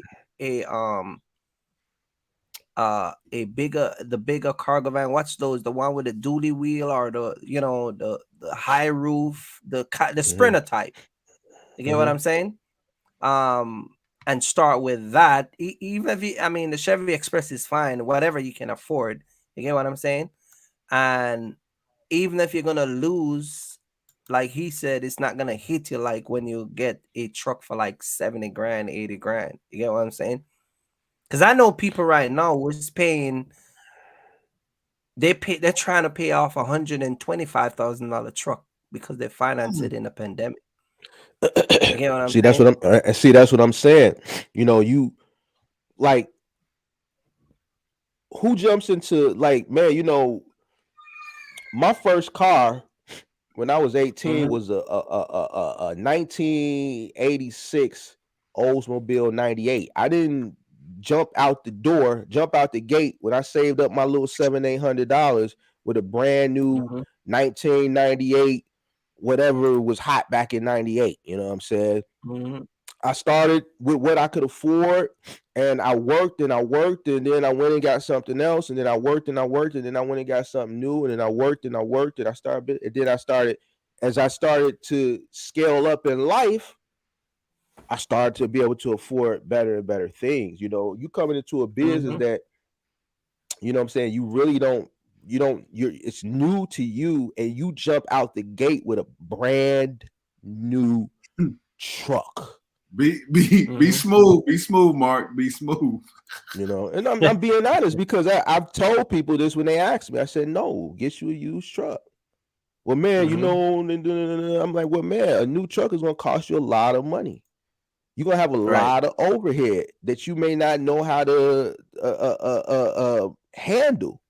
And You did know what they I'm saying? did they at least come back with, well, I don't have to worry about maintenance? Did they at least come I, back with I, that? I had a lady, she was a big fan of Buddy down in Atlanta, and she said something about the maintenance. And even though I everything she said, I was able to counter it, with facts. Well, I'm just gonna get me a new truck. Okay, it didn't last long. Her her entry into the space didn't last long. So that truck was either voluntarily repoed or they came and got it. Yeah. But the maintenance thing, that's just ignorance. That's just Mm-hmm. ignorance. When people say, well, man, when you rent a truck, you don't have to pay for the maintenance. That's that ignorant misinformation stuff that I talk about. Mm-hmm. You have a rental Mm-hmm. company, they have a business structure. The Mm-hmm. business is renting a truck. The Mm-hmm. truck pays for itself in every single facet. The maintenance is built into the rate that you're paying for the truck. You're Right. you're paying for the truck. You're paying for the maintenance. You're paying for the taxes. You're paying the staff that works there, the salary of your rental account manager that you probably had to pay for. You had to pay for access to your rental account manager. You know what I'm saying? You know what I'm saying? You know, you're paying for it all. That's the business. Oh man. The truck rental business. The truck is paying for itself. That's the stupidest. Your mom in here, so I'm not gonna say the S word. That's the stupidest stuff I heard. Mm-hmm. You are paying for the maintenance. It's built into that $1,800 a week or whatever it is. I don't care if you're paying $750 a week. I said it all the time. It. I said when these guys come on the internet and tell y'all that put up $5,000 because you don't have to pay for maintenance and truck breakdown, you ain't got to pay for it and all of that stuff. I'm like, and people fall for that stuff. Like, okay, they charge you $550 a week just to use the truck. And they charge you 18 cents a mile. What do you think the mile is covering? You're paying for that oil change. You're paying for all of that tire flat. You're paying for all of that stuff. You know what I mean? Let's look at it like this. Let's look at this. How much a brand new Freightliner go for nowadays? Brand new go for like maybe 90,000. 90,000. Okay. Yeah.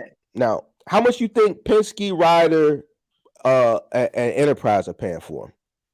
They probably pay about $40,000, $35,000. Probably a little more. Let's say 50. Right. Let's say 50. So the average renter right now is paying off the truck. They're recouping their money on that truck from that renter in 1 year. Right. Right. In 1 year. All right. The miles is covering the maintenance. After 1 year, that truck has paid itself off. So now everything is profit. And you're paying for the maintenance. The mileage is covering your maintenance. Your weekly rental is covering the cost of the truck.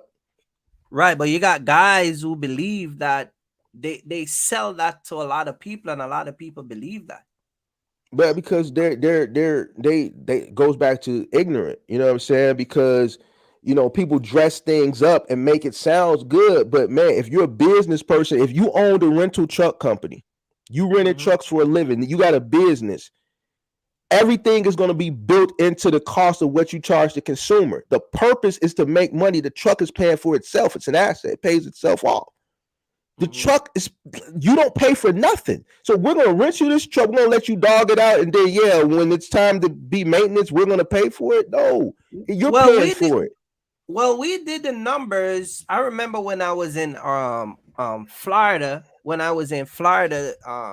shout out to Lando down in Florida. I remember when he was buying a truck and we went to Riders, they were charging him $2,500 a week for mileage and everything, right? And by the time he calculate, we stood right in the office and calculate at $2,500 a week, he was paying with all the expense is if he kept that truck for 1 year, he paid over $125,000 for 1 year. Yep. Yeah. You get what I'm saying? Bought the truck. So you rent a truck for a year, and I dealt with guys who rent a truck for 9 months and was paying that kind of money. I did. You get what I'm saying? I did two. Someone said, hold on, I don't cut you. Someone said they're going for 115 to 120.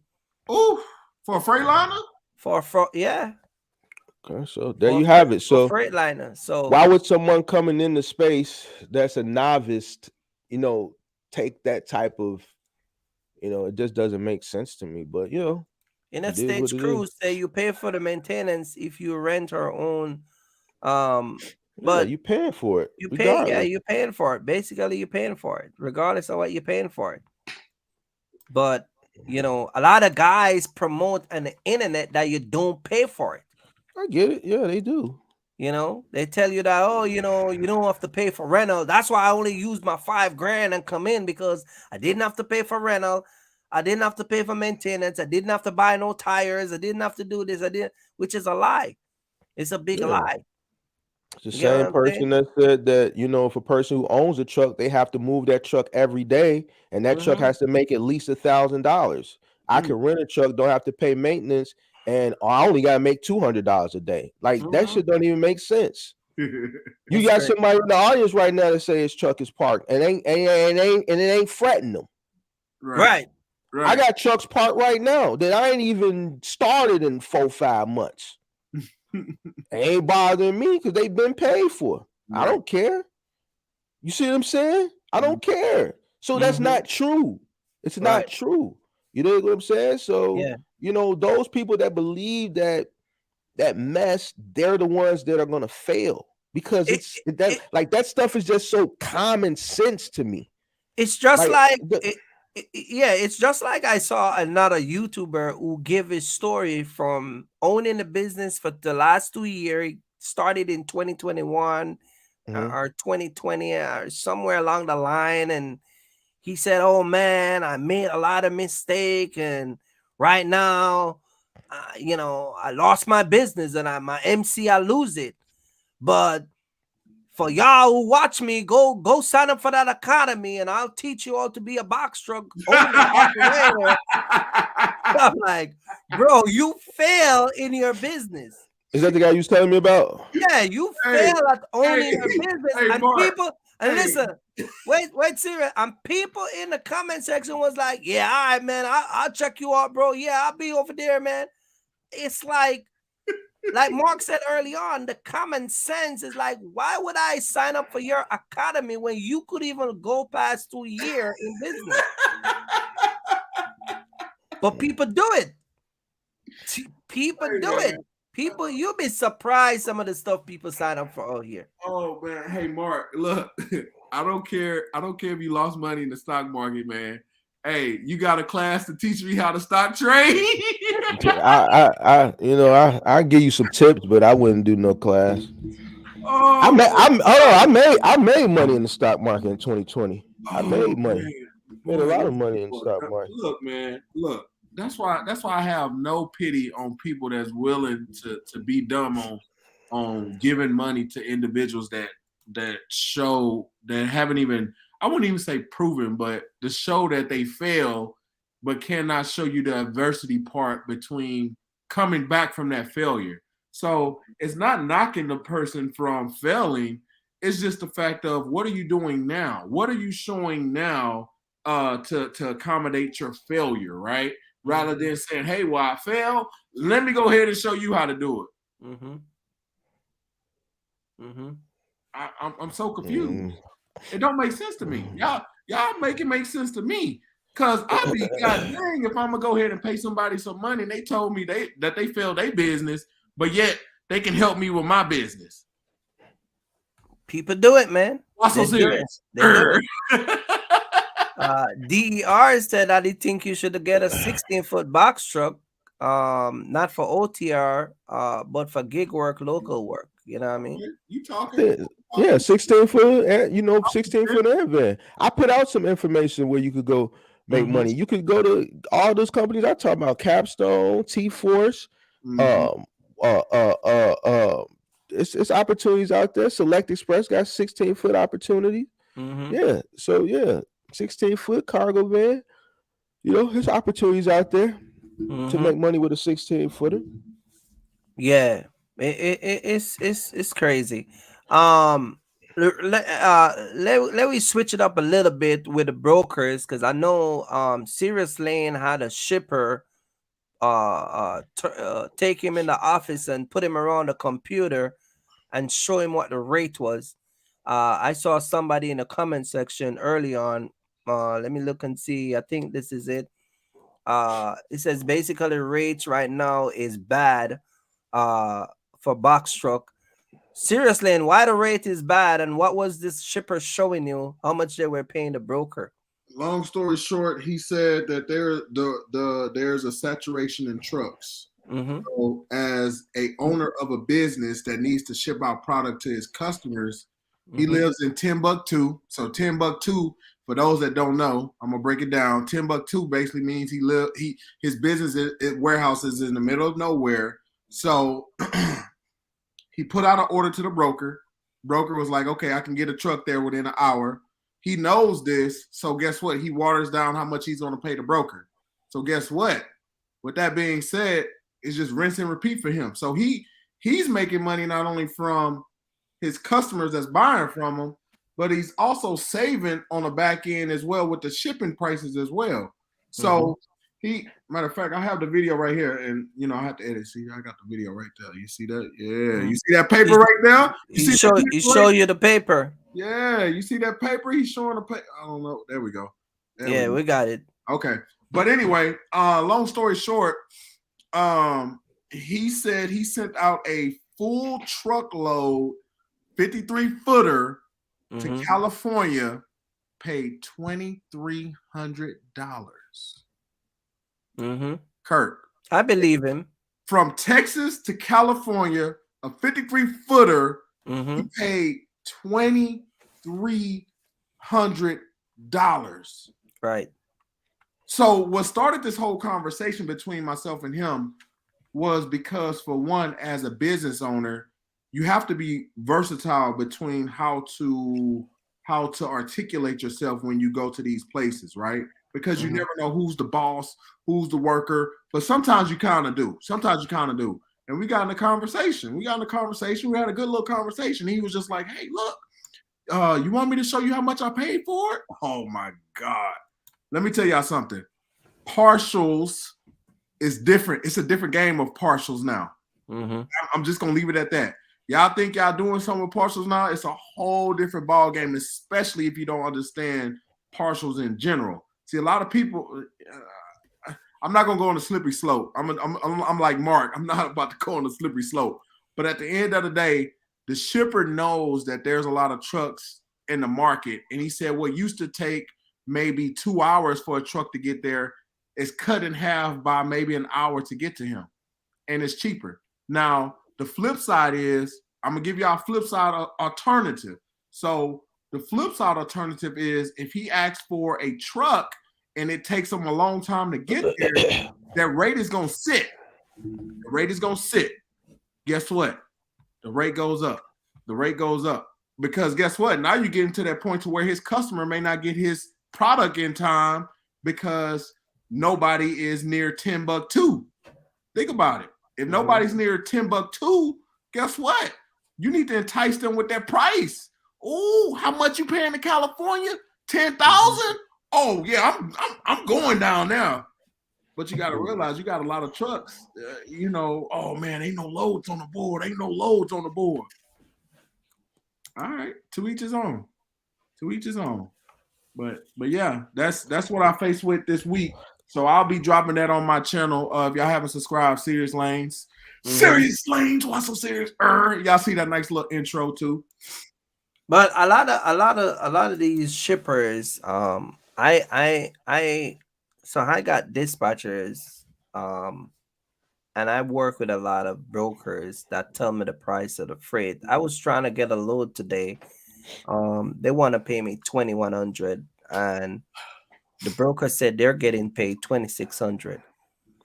I said, okay, cool. I'll put it in at $2,400, and they still hit me back with 21. And it's sitting in my portal, because what I'm gonna do, because it's a Friday pickup, I'm gonna wait until tomorrow, and then at 7 o'clock tomorrow, I go back and hit it again with 24. You get what I'm saying? They had a next load that was paying $750. They have $1,900 in the load, and they wanted to pay me $1,200, even though they posted for $750. So it's good to know those behind the scene information. Building relationship with brokers. Not all brokers are going to tell you the rate. Some brokers will tell you the rate, but they won't tell you right away. It's a very confidential information thing. So, you know what I mean? Some of the guys, you gotta kind of like chop it up with them to know certain things. And some of the female and all that stuff. So it's just different thing that let you get behind the scene. So, you know what I mean? So basically what you're telling the people, Kirk, is that they have to be able to communicate and not go completely aggressive, because once you go completely aggressive, now mind you, there's more to the story as far as when you call these brokers. First and foremost, you're talking to an employee, not talking to somebody that owns the company. I'm not saying the small brokerage that you may be trying to get a load that may not be the owner, but 9 times out of 10, you're talking to an employee. So what that means is you have to entice that employee. So now we're going to give tips, right? So when you call these people, in order for you to entice them, hey, how you doing? You know, just small. I'm telling y'all, small talk. Because a lot of people, they get straight to the point. They call them. Hey, I was calling about the load from Arizona to California. That's it. So right then and there, your negotiating power just went straight out the door. Because at the end of the day, you didn't build no type of relationship, no type of what's the word I'm looking for?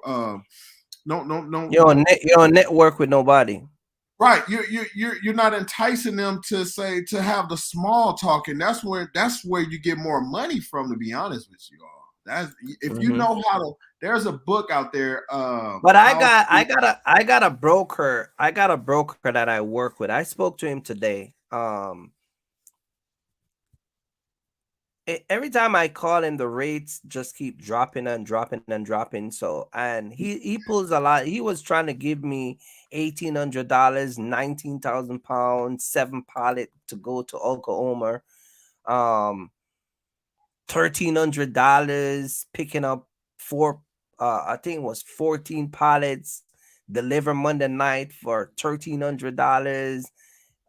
It was like 13 or 14,000 pounds. You get what I'm saying? I try not to. I don't know. I just think after a while, I just narrow my list down so low with some of these guys that I don't be calling everybody no more. Like I don't even. People get upset with TQL. I don't even call TQL. You know what I'm saying? I stick with the people that I know that keep my truck moving. You know what I'm saying? I call TQL. But I know. No, I know when you're local. Mark talking in talk about how to get rates when you're local doing final mile. You know what I mean? And how to maneuver that. You get what I'm saying? So a lot of people are struggling with their final mile. I mean, I haven't heard nobody struggling with final mile. I ain't heard nobody struggling with final mile. No, not struggling. Struggling with their OTR. They with the rate, they can do the final mile because final mile, you know, it's not the same as OTR. Yeah, it's a lot of people It's a lot of people transitioning over too. They weren't transitioning over last year though. When I was telling them what was going to happen, they was holding on to faith. They was like, "This dude don't know what the hell he talking about." I said, "Okay, yeah," but it's a lot of people transitioning over now. And then a lot of people that transitioning over, they actually like it. They like it better because they can stay at home. They don't have to be over the road. I don't think a lot of people want to be over the road anyway. You know what I'm saying? So, well, OTR is not for everybody. You got to remember, you can try, not because you try something or because you come over in this side mean meant to be. You know what I'm saying? Because I don't like local. I don't like local. I mean, even if I do local, I like doing local at night. If I was local, I don't like the drive around with the semi and the traffic and the cars and backing up and everybody at work. And I don't know. I don't like that. You know, it's too much, you know, too much potential for accident. You get what I'm saying? And it's just crazy, you know? So I like getting out of here. I like getting out of here and get to an area where, you know what I mean, I can just have space to do whatever I want, you know, especially in some of these tight areas like Pennsylvania, New York, New Jersey. You know what I mean? You in a semi truck though. Yeah, and that's what make it even worse now, because even with the box truck, I still didn't like it local. I mean, you go into these areas, it's just too much. You know what I mean? One of the thing why I don't like local, also, is it's very time consuming, especially if you have a lot of stuff and you work by yourself. Like when I was doing Home Depot, man, I would show up at the store 6 o'clock and still leave at 5 o'clock in the evening.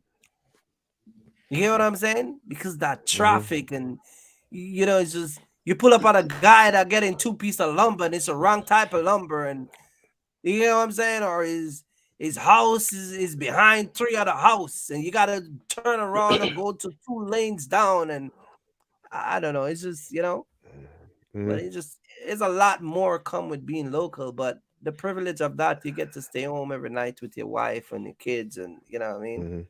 It's a different beast, you know what I mean? So yeah, I mean it will work out for some people. It's not for everybody. You get what I'm saying? I like travel. I like going out there. I just like the whole atmosphere. I just like it. It's different. You get what I'm saying? And I think one of my biggest motivation is the way I drive, and it's like the freedom. I just like that freedom. You get what I'm saying?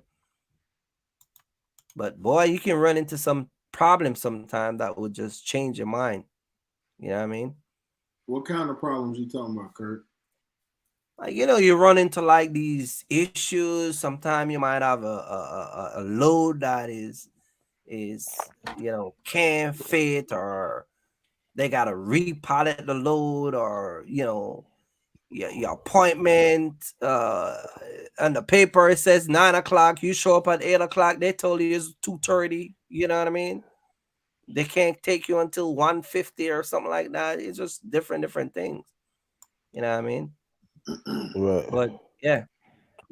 But I know Mark and I talk every now and then about, the whole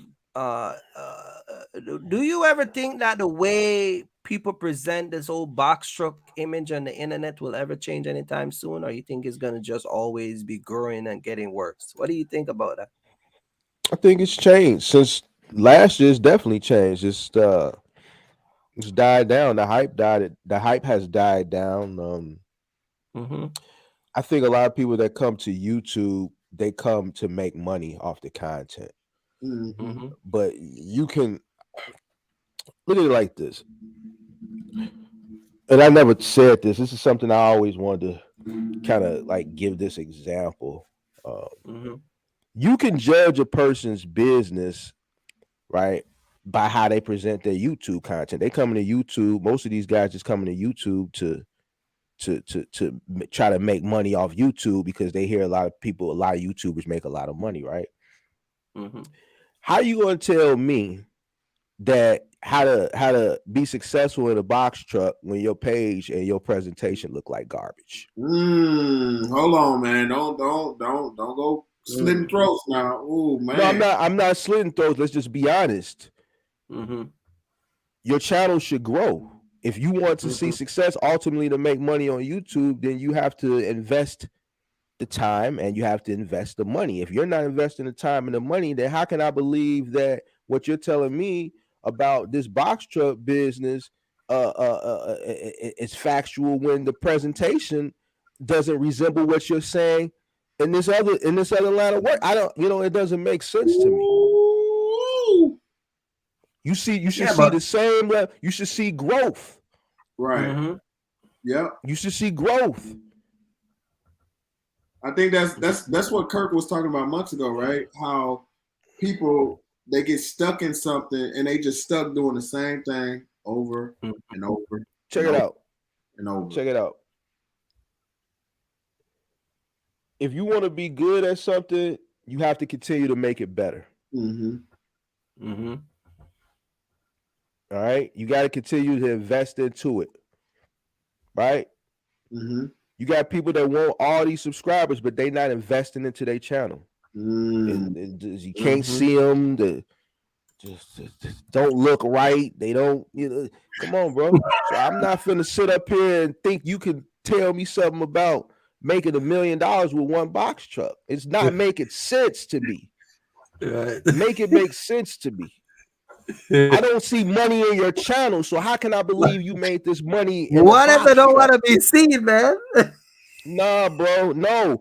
You don't have to show your bread, but man, your channel looks like garbage. So you can't see my face, Mark? No, I'm saying, bro, like you gotta, like, come on, bro. Like you can see, you should see the. Come on, man, stop, man. I'm not feeling good, man. Okay, go bed, man. Man, just keep it funky. Listen, when I came to YouTube, you look at my early. What's so funny? What's so funny? No, let's keep it real. You want me to come over? I'm keep it real. Let's be honest here. Let's be honest. Hey, one thing with Mark. Hey, y'all. Hey, Mark, you know I'm not so serious.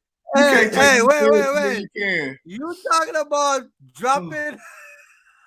No, I'm not speaking. I'm talking about a lot of channels that when I'm perusing, I'm not speaking to nothing for. I'm talking about new people I'm running across. I'm perusing. I've been perusing. I ain't perused in a minute, but I've been perusing lately. There's a lot of new cats, and a lot of the stuff they saying is just I can't see it. It's not adding up. So that's all I'm saying. So you see a person, man, look, man, you know what? I see the growth in this channel. But man, a person trying to sell you something and their channel don't look like nothing. Right. No, I agree. Presentation is business. Everything is right. My fifth grade teacher told me a presentation is 50, image is 50% of everything. Right. That's just like what Kurt talk about when these guys get out the truck and they got their pins hanging, you know, they ain't even shaved, they got eye boogers in their eyes. Like it's all about presentation from top to bottom, right? Even from the channel to your actual truck. And that means also physically taking care of your truck as well. And you know, again, it's so easy to be content with just moving, right? And I had to go back and clean out my actual back of my truck as well, because I'm like, wait a minute, I don't feel comfortable pulling up to a dock, opening up my door. I got my little bar hanging. I got debris all on the ground. I don't get it. How can you take me serious? Or better, I go this, right? How do people get so offensive about a forklift going on their truck when they don't even clean their goddamn truck? How about that one? How you when you see a person trucking this nasty, that's just how their house is. That's how they live. You know, like, you know, I always get on my guys like nasty. You know, you stop at McDonald's, you got McDonald's bags and sunflower seeds, man. Let me come to your crib. This how your house look. Right. That's just how their house look. That's how they living. You know what I'm saying? If you willing to ride around and squander all day, it means you living in squander. So that's just a reflection on how they living. Excuse me. But some people, I agree with you 100% on that. Presentation is very much key. How you present your content, how you expect people to, and I get it. Everybody goes through their growing stages, right? Some people didn't expect to take off, or some people didn't expect to get these subscribers and whatever it may be. But if you have an objective to grow and build your community of people that support you, then yes, you need to invest in your channel. You need to invest in how you present the content. That's what I speak about my channel. How can I entice people to subscribe and follow my content if I'm not switching it up? Okay, I can vlog. Okay, what? I show them a different view. Okay, I gotta go. Matter of fact, I got a GoPro. Okay, maybe I should throw the GoPro on the side or whatnot while I'm driving or what. It's that creative process that a lot of people don't get though, Mark. That's the same thing with business. People don't understand the creative process of how to navigate to be able to build and to be able to scale. That's how that's why I'm saying, you know, a person could look at your channel and see, well, you know what, this person has really grown the channel. They've invested money into the channel. You know, man, they you know, going above me. I can that'll kind of help sell whatever it is you trying to sell off as far as the box truck information, you know, to the subscriber. But a lot of these people, like a lot of these newcomers I see, they not doing that. Right. Yeah, I think a lot of the guys who are doing the box truck thing now, it's like, people go live and they don't really have nothing to say. They just go live because they can go live. You know what I'm saying? There's not really much to talk about, or they just put out these videos, but the videos is just videos. You get what I'm saying? It's not really making an impact on the viewers. You get what I'm That's saying? what I'm saying. They just putting out stuff just to put something out, just to try to drum up subscribers. But a person come look at your video and not subscribe. A person going to subscribe to your channel when you provide some type of value. You got to provide value. A person come watch all your videos and not subscribe. You know what I'm saying? Until they see some type of value in it. You know what I'm saying? So Yeah, you gotta a invest. lot You of gotta guys, invest. You gotta a lot of guys is not. It's not. I don't know. I guess it's all depends. I guess everybody just, you know what I mean. It all depends. It all depends, man. But yeah, a lot of the people uh a lot Oh, of the not, people not the P serious bomb. lane serious lane do you allow forklift on your truck? So here's a question for you, Joseph. Do I have a work truck or do I have a pretty truck? That's my answer to you. Joseph. Not being funny or whatnot, but Mm-hmm. I have a work truck. I don't have a pretty truck. Let me tell you something. If you are doing your due diligence and you're doing your maintenance and you're doing everything right, then your truck should be able to sustain up to the maximum amount of what is able to actually hold up. I don't understand how people say, "Oh, I don't let forklifts or whatever get in my truck." Okay, so you mean to tell me that you move some of the heaviest things in your truck? Because some things you can move, some things you can't. But at the same time, you mean to tell me that you sit up here and you do everything, and then I'll be honest with you. I also transported forklifts. So to be honest with you, Joseph, yes, I allow forklifts on my truck because I transport forklift. Matter of fact, it was a previous video that I did with a scissor lift. And Yeah, if you look yeah, yeah, if you but see, hold on. Here's the thing with I get this question asked sometime too. Um, some of the forklift that are going on these trucks, they're not, the weight is the same amount of weight as the truck. And so what happened is you can potentially drive a forklift that, let's say you put a overweight forklift on the back of a truck with a 3,000 pound pallet sitting on the fork. That thing will drive through or potentially break the springs in your truck. You know what I'm so saying? It's why so air ride suspension is always better, because the air ride exactly. suspension setup is different. That is Um, correct. but if I go to warehouse just to, like, if it's a regular forklift, yeah, I'll let them drive on the truck all day long. But you got some of these oversized forklift But that not supposed to you go can on these trucks. decipher between, sorry to cut you off, Kirk, but you can decipher between a heavy forklift and Yeah, a regular forklift.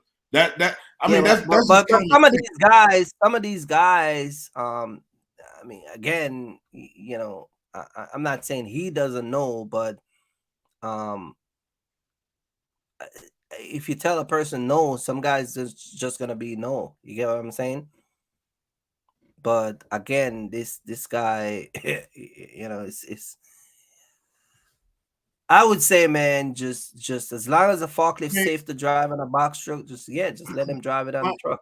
my thing is this, right? Just like how we was talking about how people navigate their business and they do different things.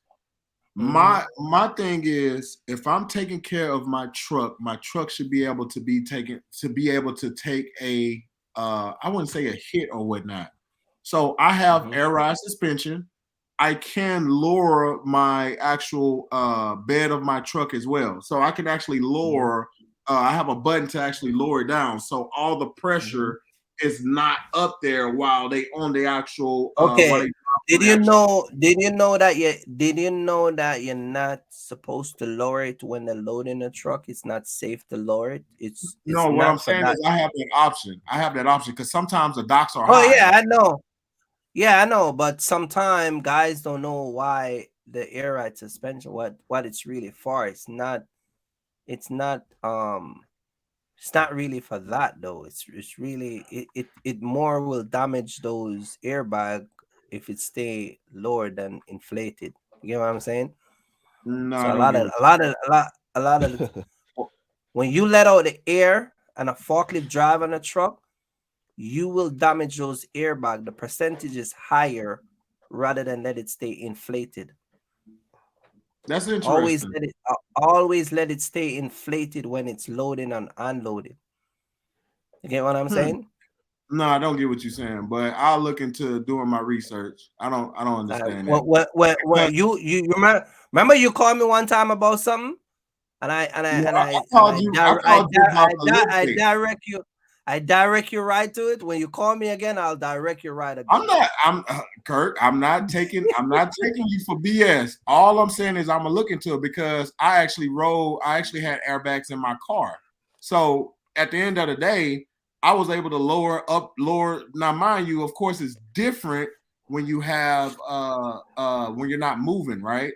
So that's a different concept. I'm not moving, but at the end of the day, they're loading, and the concept of that is I don't lower it all the time. I lower it because when you pull up to a box, it's weird to me. When you pull up to a dock in a box truck and it's dock height, they're like, "Oh, well, your box truck is sitting high." What do you mean my box truck is sitting high? How should it be sitting, sir, ma'am? So then, of course, I adjust it down so they can get their little, do their little thing or whatnot. So, but I will look into that most definitely. But I'm not saying you're right or wrong. Look into it, and you'll see what I'm talking about. I got an air ride utility truck, and it's like I said, the manufacturer recommend that you load and unload with the airbag inflated. Nah, I'm not saying, I'm not telling you you can't lower it. I'm just telling you that you're gonna put a higher risk of damaging your airbag. You know what I'm saying? Yes, sir. Of course they say, of course they say not to do this, but we all do it. You get what I'm saying? Let's get to some of these quick questions. None of these other channel is showing pre-trip, post-trip, air brake check, etc. Yeah, nobody's talking about how to use your ELD. You know what I'm saying? I talk about that. Nobody's talking about your pre-trip. Get up every morning, check your oil, check your tire pressure. Check your tire pressure. Walk around with an armor and beat your tires, make sure they're inflated. Nobody's talking about that. You know what I'm saying? It's not enticing, Kirk. It's not enticing, man. Yeah, well, until you be on the side of the road, right? Well, hey, a lot of people don't do those stuff. I talk about filling out your form and the ELD. I'm on a new computer. I can't even pull it up, but I would have put it up and show you filling out your form, which is a part of your pre-trip. A lot of people don't do that. You get what I'm saying? So a lot of the times people run into a lot of issue when they get pulled over by the weight station because they have a brake light out and the brake light been out for the last 3 days. You get what I'm saying? And they don't know, and because they don't do a pre-trip, they didn't catch it. You get what I'm saying? Or I got another story for you. So when I had my level 1 inspection in Oklahoma, the DOT officer told me about a situation where there was a driver that just had a level, I forgot what level inspection he had, but he had a level inspection. He passed. I think it was a previous day or whatever it may be. And then he drove over the scale in Oklahoma. Oklahoma's so high tech. So if y'all look, let me give y'all a tip. If y'all drive through Oklahoma, y'all better make sure y'all have y'all better make sure y'all in order. Let me just say that. But he told me that when he drove over the actual scale, the rolling scale, before they drive into the weigh station itself, they called him in because his tire pressure. They have an actual deal on the road where they know if your tire is flat. So with that being said, that caused an actual red flag hazard in the Oklahoma weigh station deal. And he drove in, right? And they did another inspection and he failed that inspection. Long story short, he failed that inspection. Just because of that tire. Because of that tire showed up on that system that he has a potential flat. So if y'all not checking your tires, best believe they're gonna get you at the weigh stations. Check out what Joseph said. It says some shippers don't allow some shipping facility doesn't allow you to go there with a box truck. Yep. Some do, some don't. I mean, you know, that's a slippery slope. Flock freight is notorious for that. Hey, look, they're notorious for that.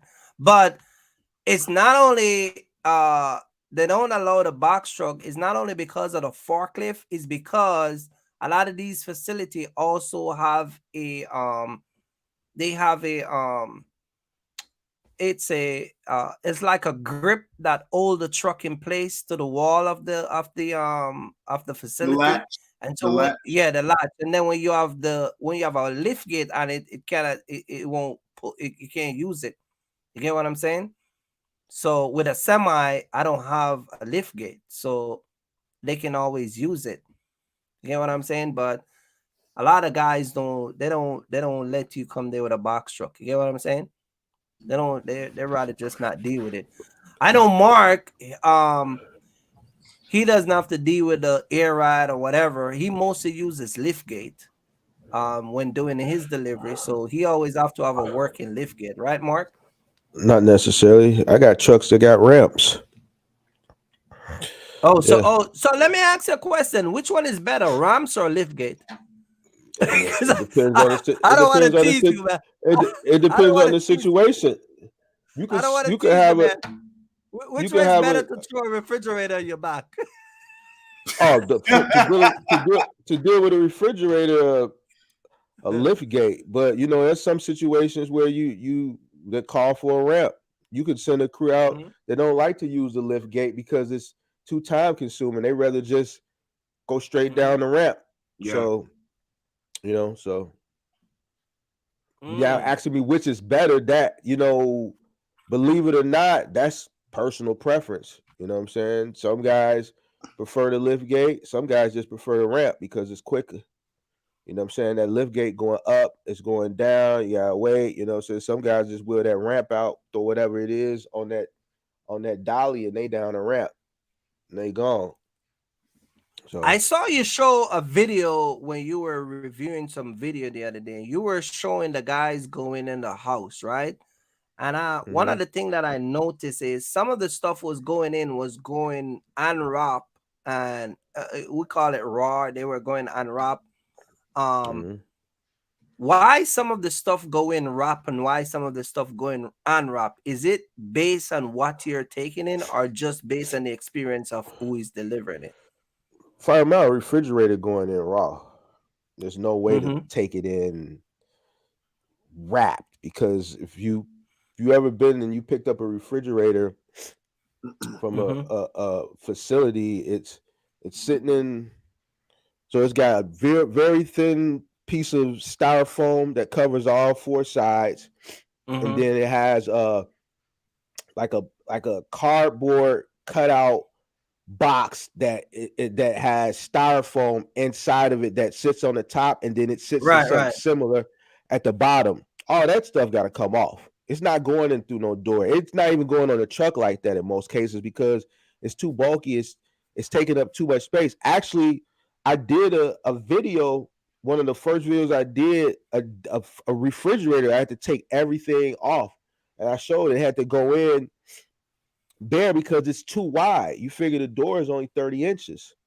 You see what I'm saying? Most refrigerators about 28, 29.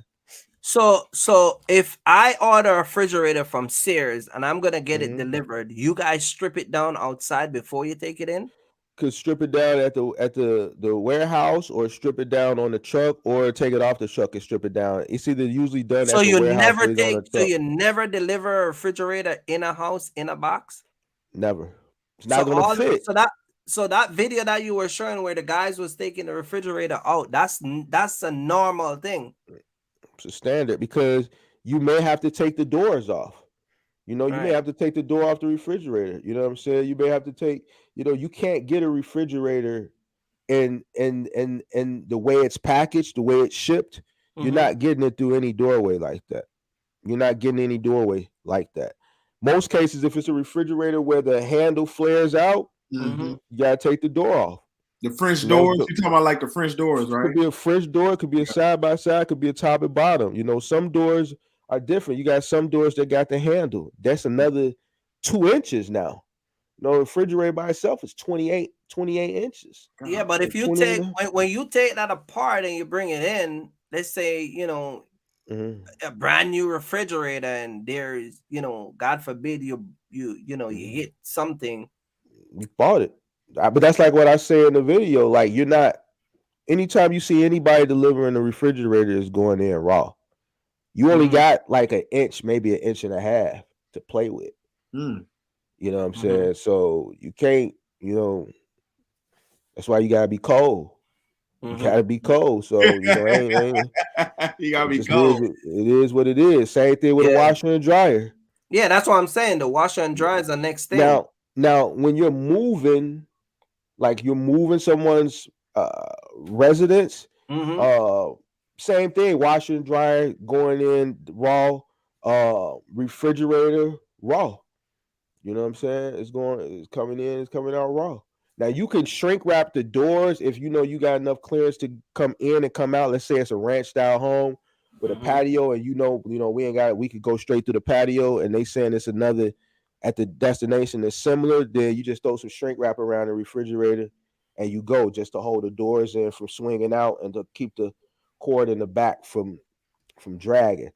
But Mm-hmm. in most cases, and most scenarios, 99% of the scenarios when you're moving the refrigerator is coming in and going out raw dog.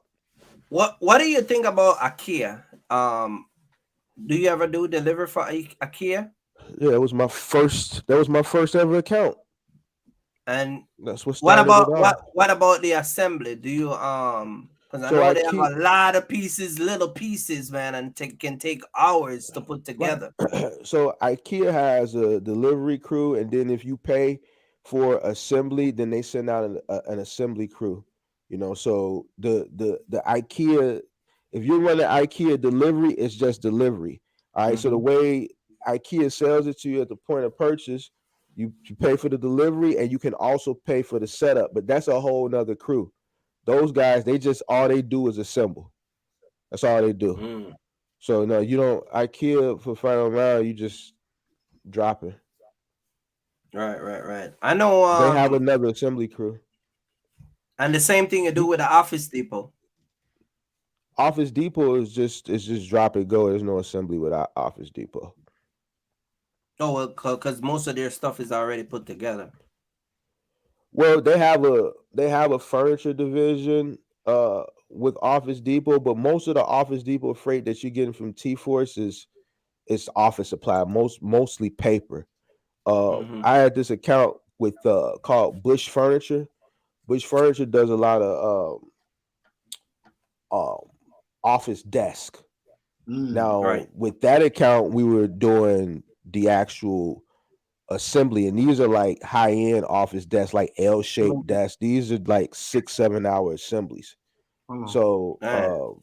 with with that account, then yeah, but for Office Depot, no, you're not doing no assembly with that. I know we talk about guys working together as a team versus working by themselves doing the final mile. For guys who are doing the final mile, let's say a guy that local and doing his final mile. I know you talk about T Force and a lot of different companies, right?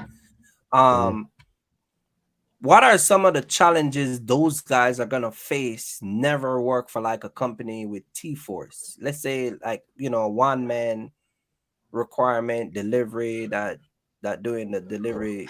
What they call it? Curbside. Mm-hmm.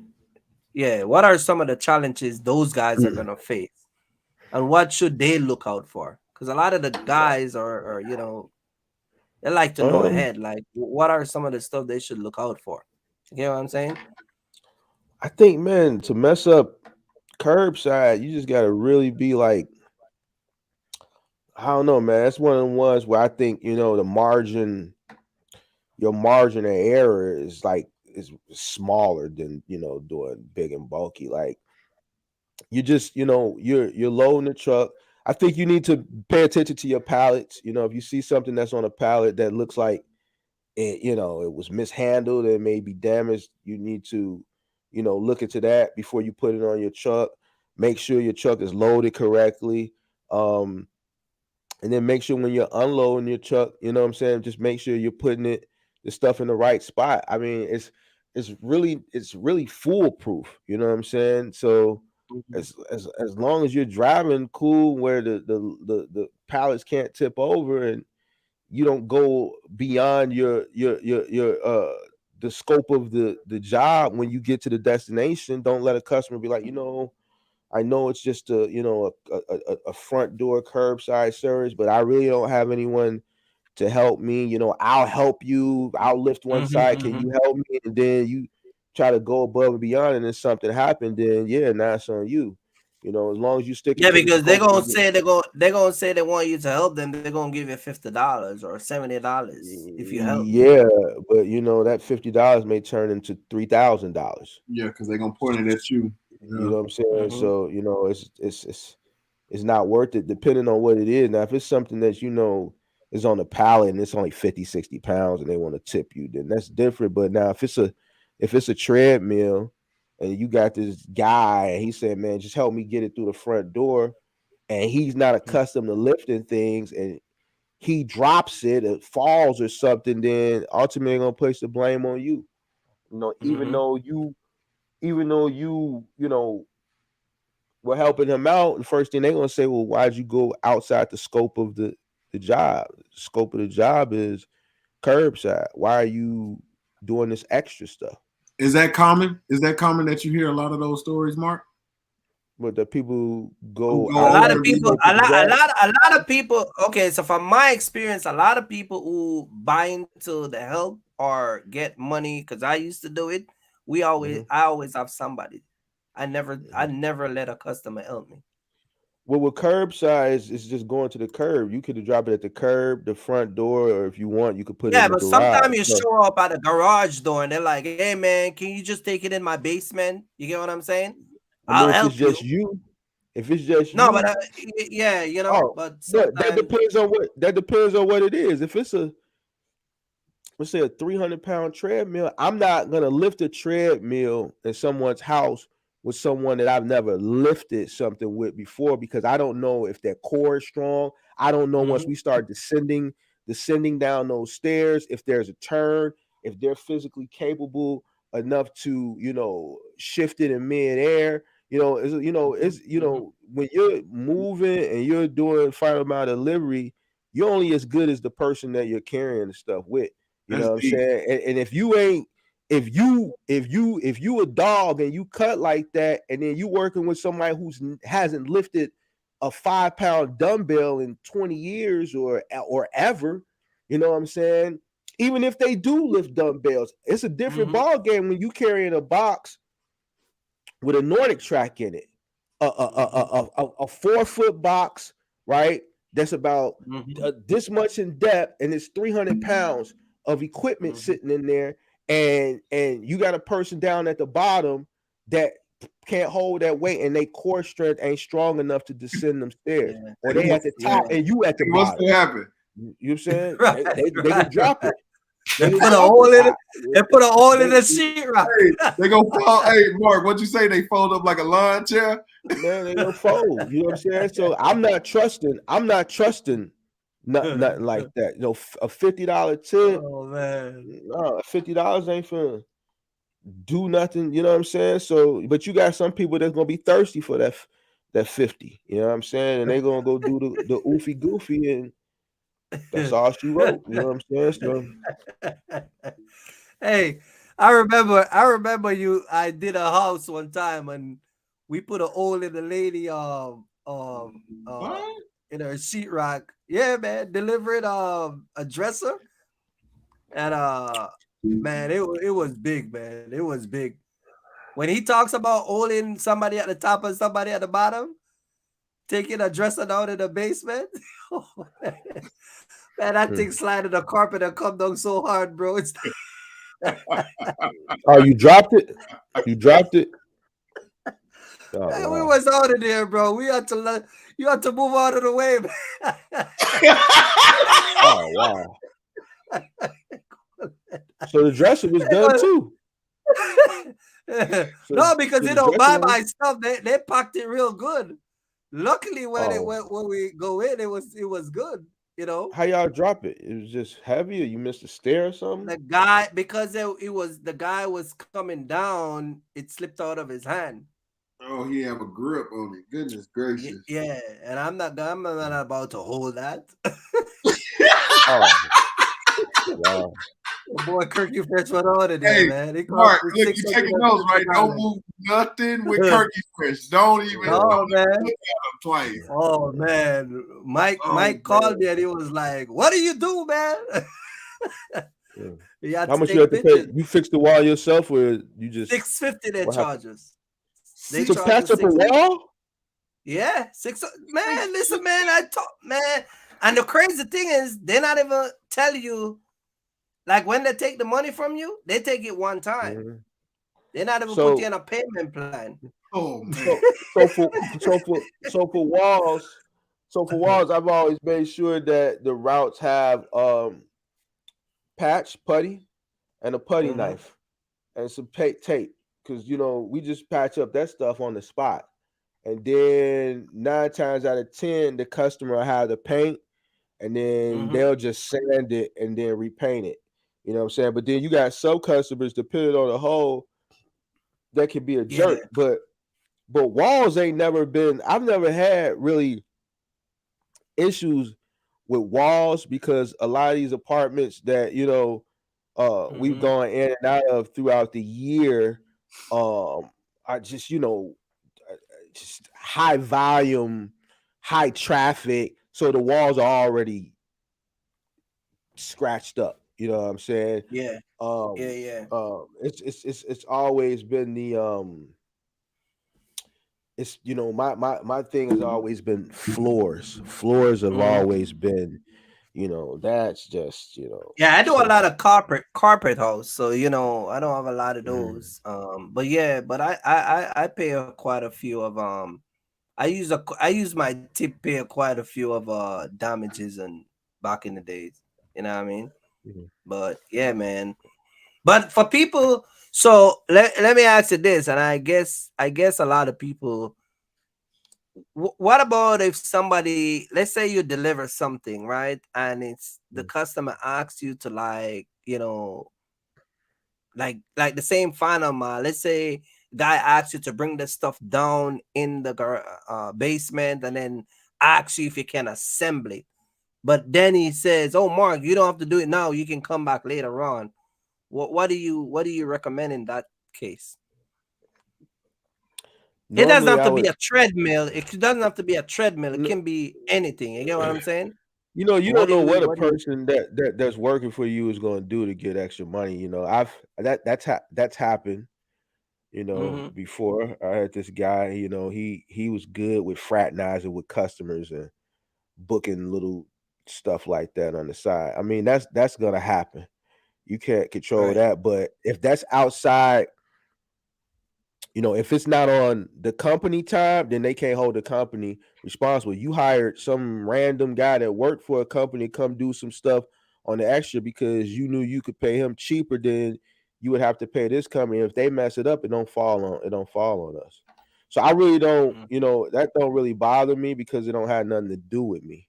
And that's something that I know I can't, you can't control that. If you're not out there, if you're operating at scale, you can't be if you got 5 trucks, you can't be in 5 places at once or six Right. places at once or 10 places at once or however many trucks you got. So that's gonna happen, and you just it's not something you can control.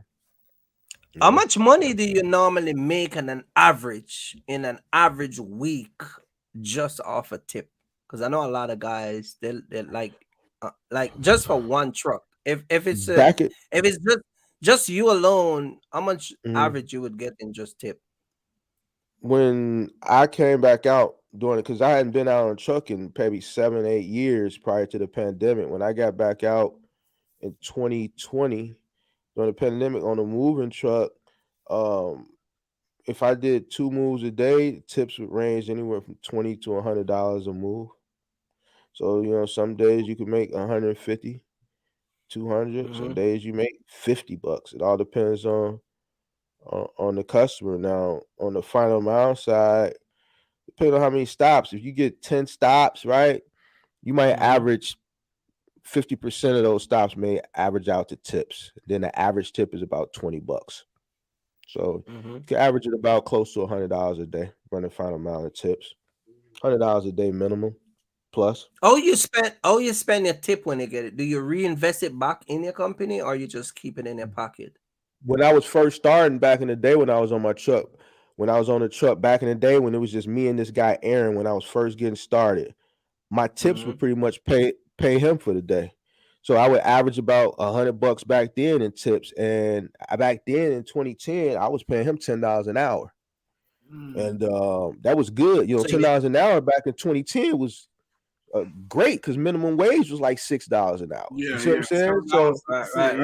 Right. So so your tip was paying your helper. My personal tip, because the customer, each job we did, customer give me a tip, give that person, give him a tip, right? So at the end of my day, I still had to pay him.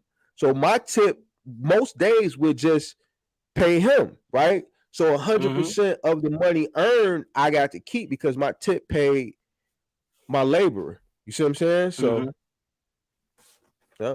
Okay. So it's always good to do that. Just reinvest it back in the company rather than just keep it and put it in your pocket and spending it something else.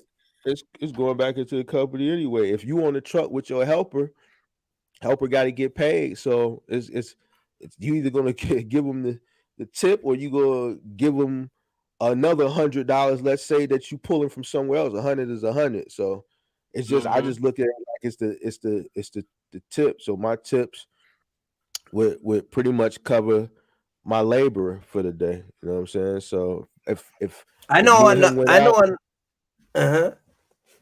me and him went out and we made 700 that day, and we did 8 hours of work at $10 an hour, I would probably just give him $100. I would still give him that extra dub. You see what I'm saying? Because it ain't making me or break me. I got $100 in tips, and we made $750. So I'm still walking away with $750 for the day. Yeah, for the day. You see what I'm saying? And all we did was 3 moves. 3 small moves, 2 1-bedrooms in a dorm, or 3 studios. You know what I'm saying? You're knocking out a studio in an hour and a half, 2 hours, depending on how far point A to point B is. You know what I'm saying? So 8 hours, I'm doing $750, and I'm paying him with my tips, and I'm taking the whole $750.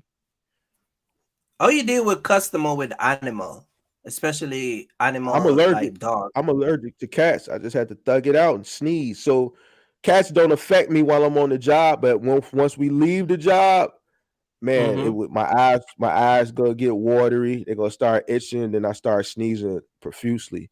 It's just something you can't control. You got a lot of cat ladies out here, a lot of cat moms, and that are in relationships with their cats, and so a lot of these jobs, just like I used to hate it. Every place we went, it's like, damn, another cat.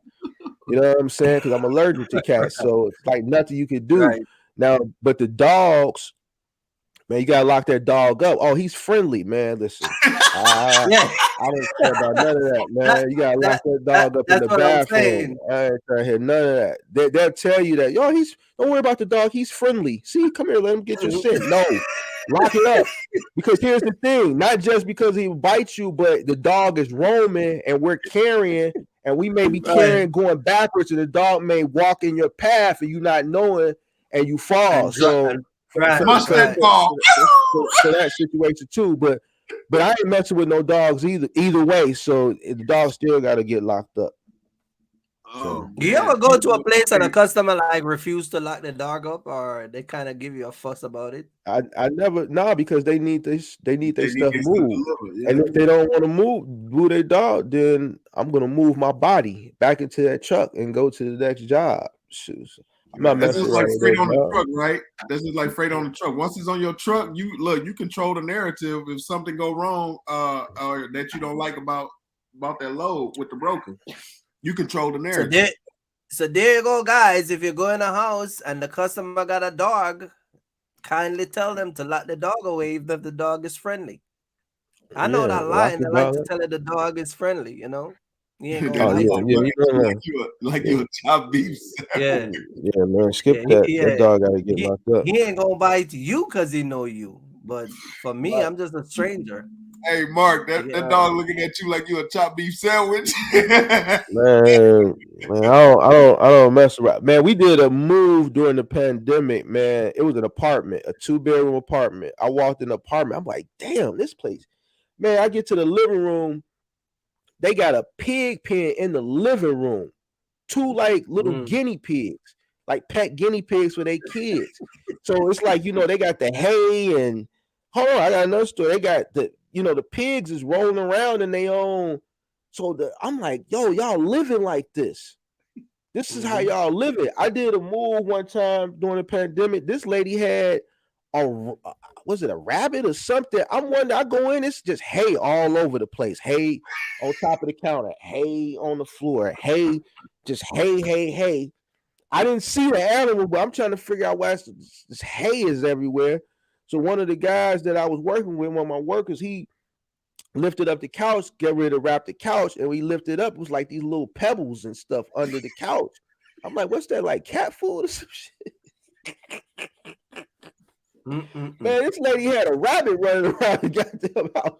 I'm like, damn, man, y'all living like this, bro. These people think they out. Like, man, you'll be surprised, man, how people live, man. It's just crazy. We had already halfway through the move, but it was like rabbit feces and stuff, man. Like, man, that's crazy. Man. I think a lot of guys. Hey, guys. You know, she was on the 3rd floor, so you know when she was playing. She was paying that. She was paying. $275 an hour. Ooh, oh man! Plus $150 truck fee. Man, let me go ahead and slap a movement sign on this truck. even though it was, I'm looking at that $275 an hour, 2-hour minimum plus $200 truck fee. So, got to thug it out. So a lot of guys, you said $275 plus truck rate and all that stuff. How do you determine the price? Is that based on, I know, experience and all of that, but for a new guy that's coming out, that's, him and his buddy's gonna work together as a business partner. New guy, $100 an hour. They can't charge that much. $100 is good. You got a guy. If it's you on your truck, let's say you got a 16-footer. You follow the Marky Mark plan. You get you a 16-footer. You start with just a few items: dorm rooms, studios, and 1 bedroom. Don't do nothing else. You just focus on those small tiers: 1 bedroom, studio, dorms, and a person who got just a few items. Charge $100 an hour. You pay your helper $25 an hour. Excuse me. You make it $75 an hour. In, let's say, a 50-mile radius, you charge $100 truck fee. You don't charge them for materials. All right. You win it. You book moving season. You could book 2 or 3. You could do 2 or 3 of them a day. You see what I'm saying? You can't. I wouldn't suggest they charge higher rates because they learn. They're gonna mess some stuff up. They're gonna break some stuff. They're gonna scratch some stuff, and you're just not skilled enough yet, and don't have the clientele yet that you could charge $150 an hour for 2 guys. You know what I'm saying? So you're not worth that yet. You know what I mean? So yeah, $100 an hour, and that's still good money. It's still good money.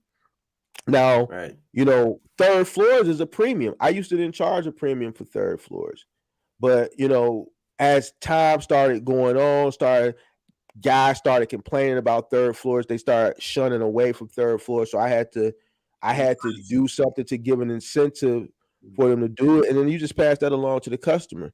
You know what I'm saying? I didn't do it starting out the first early years because I was building up a clientele. Moving companies that already had clientele, yeah, they charge you a premium for third floors. They charge you a premium, a long carry fee. If the truck is 75 feet or more away from the door, they charge you a long carry fee. They charge you a stair fee. Anything above the second floor, third floor, fourth floor, anything up, you paying each additional flight. Long carry fees. You know, if they got to do a long carry, you know, it's a lot of in the moving industry. It's a lot of upselling you can do because this is just something most people are not going to do themselves. They're just not going to do it, and that's why it's federally regulated and it's state regulated because you got a lot of rogue movers. You got a lot of moving companies that'll hold your stuff hostage. You know what I'm saying? They'll load you out and then upsell you once they got everything on the truck. And then if you not sign this new contract, they're gonna pull off and throw your stuff in their storage and then charge you. You know what I'm saying? Right. So man, moving industry, you know, it's just like I say, you know, you could be running your box truck and you gross $5,000 a week. You can make $5,000 in one move in a day. Right. Get you a good full bedroom, a nice little 4-bedroom, fully furnished 4-bedroom. That's about 12 to 15-hour job. If it's fully furnished, you got 4 bedrooms, you got a living room, a dining room, you got the basement, might have an entertainment room. So you got a huge sectional down there. You might got some more bedrooms down there. You got the patio furniture. You got the garage stuff. You got a bunch of knickknacks. Then you go in there. All that stuff got to get broken down, disassembled, and it's all got to get wrapped. And that's where the time gets stretched out at. So what about when you deliver off at hey my boy? What about when you deliver at the new home? Do you have to put everything together for them? Yeah, you got to unwrap. You got to bring it off the truck, unwrap the stuff, and set it up.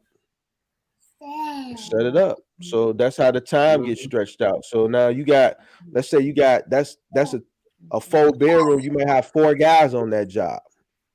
You know, let's say you got 4 or 5 guys. That might be 2 trucks. You see what I'm saying? So now you talking about $400, $450 an hour, $500 truck fee because you got 2 26-footers. You see what I'm saying? Plus you charging for all the material. You charging them 20% markup on the material. You charging them for the actual material and you're charging them for the use of the material. So like shrink wrap, you could charge them $50 a roll for the shrink wrap. You charge them for the roll, then you charge them $10 for each item they wrap with that shrink wrap. Right. Oh. You see you see what I'm saying? Did you get that? Yeah, it's a lot of money in it. You charge them for the shrink wrap, the roll. Then for that roll that they pay for, you're charging them an additional $10 for every item you wrap. So it's a win-win for you and a profit all the way around. Yeah, but it's grueling work. You see what I'm saying? So, you know. Well, a lot of guys, I hope they're listening in, man, because either way, whether it's OTR or local, it still works. So there's no easy way around it. It's never an easy way around in trucking. You know what I mean? They don't want to do that work. You see, the room went from 37 to 28 people once I started talking about all that heavy lifting. People got the hell up out of here. They ain't trying to hear that. I'm talking about rapping furniture, man. Right, they got up out of here. Hey, Kirk, I was on the phone most of the day with you helping you set up your computer. What was I doing? What I been doing all day, Kirk? I've been chilling. Yeah. Okay. Yeah, chilling. And that's the difference from a bunch of years hard work and chilling later on in life. You see what I'm saying? The work, you know what I'm saying? It's a lot of money in moving. And that's local. Oh, let me get to talk about long distance moving. Well, look at me. I've been working this is gonna be 3 weeks, 2.5, 3 weeks I haven't worked. Right. You ain't And been to work I in know 3 guys, weeks. Right. I know guys right now who can't even afford to take a day. I They know can't afford a to take a guy day. that he hit me up on Instagram. He's a military veteran.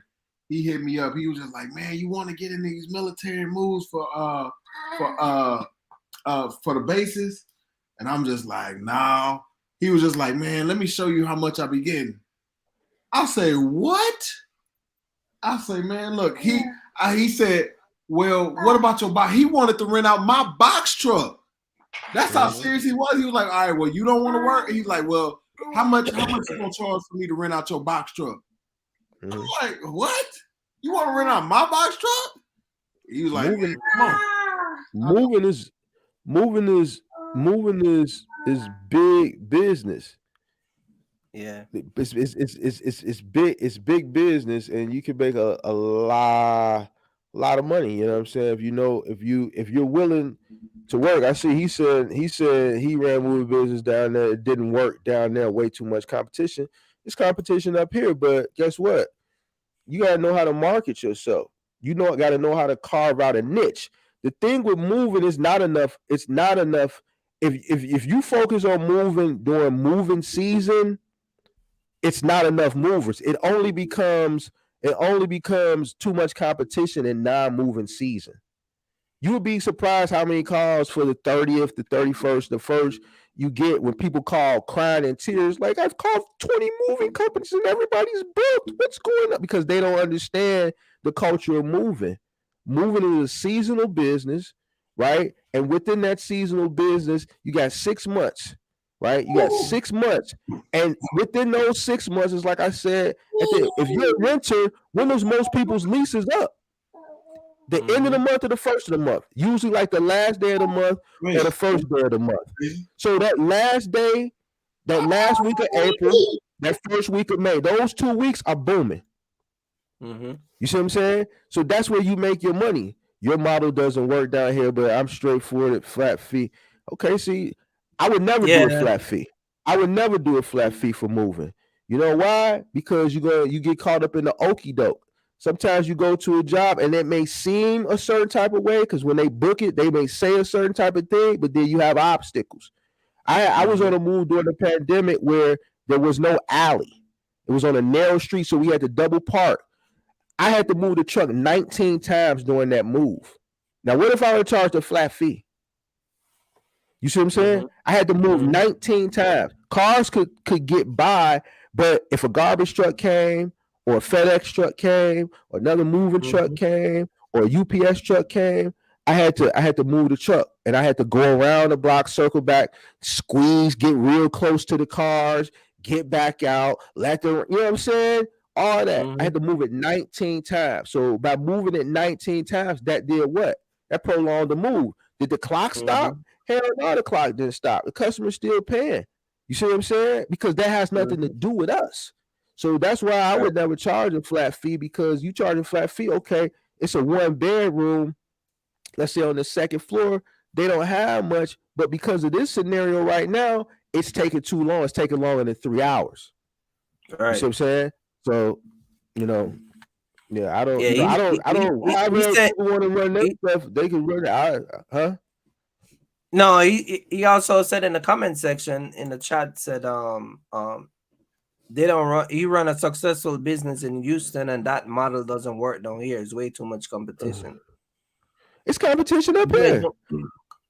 It's competition. I don't know which model he talking about, unless he talking about when I said start out small and focus up to one bedroom. But you know, with the moving space, it's competition up here, and I know where he's coming with the competition because he's down there right by the border. He's right by the border, so you got a lot of down there in Texas. You dealing with licensed movers, and then you dealing with a lot of road movers, unlicensed movers, right? So down there, and then by them being right by the border, you know what I'm saying?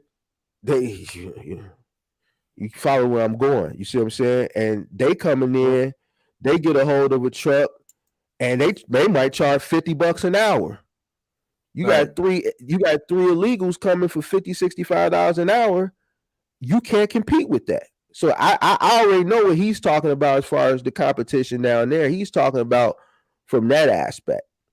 Mm-hmm. We don't have to deal with that up here. Now we're seeing it now with the transportation that their governor is putting them on a bus and shipping them up here and shipping them to New York. So I'm Mm-hmm. seeing it this year, you know.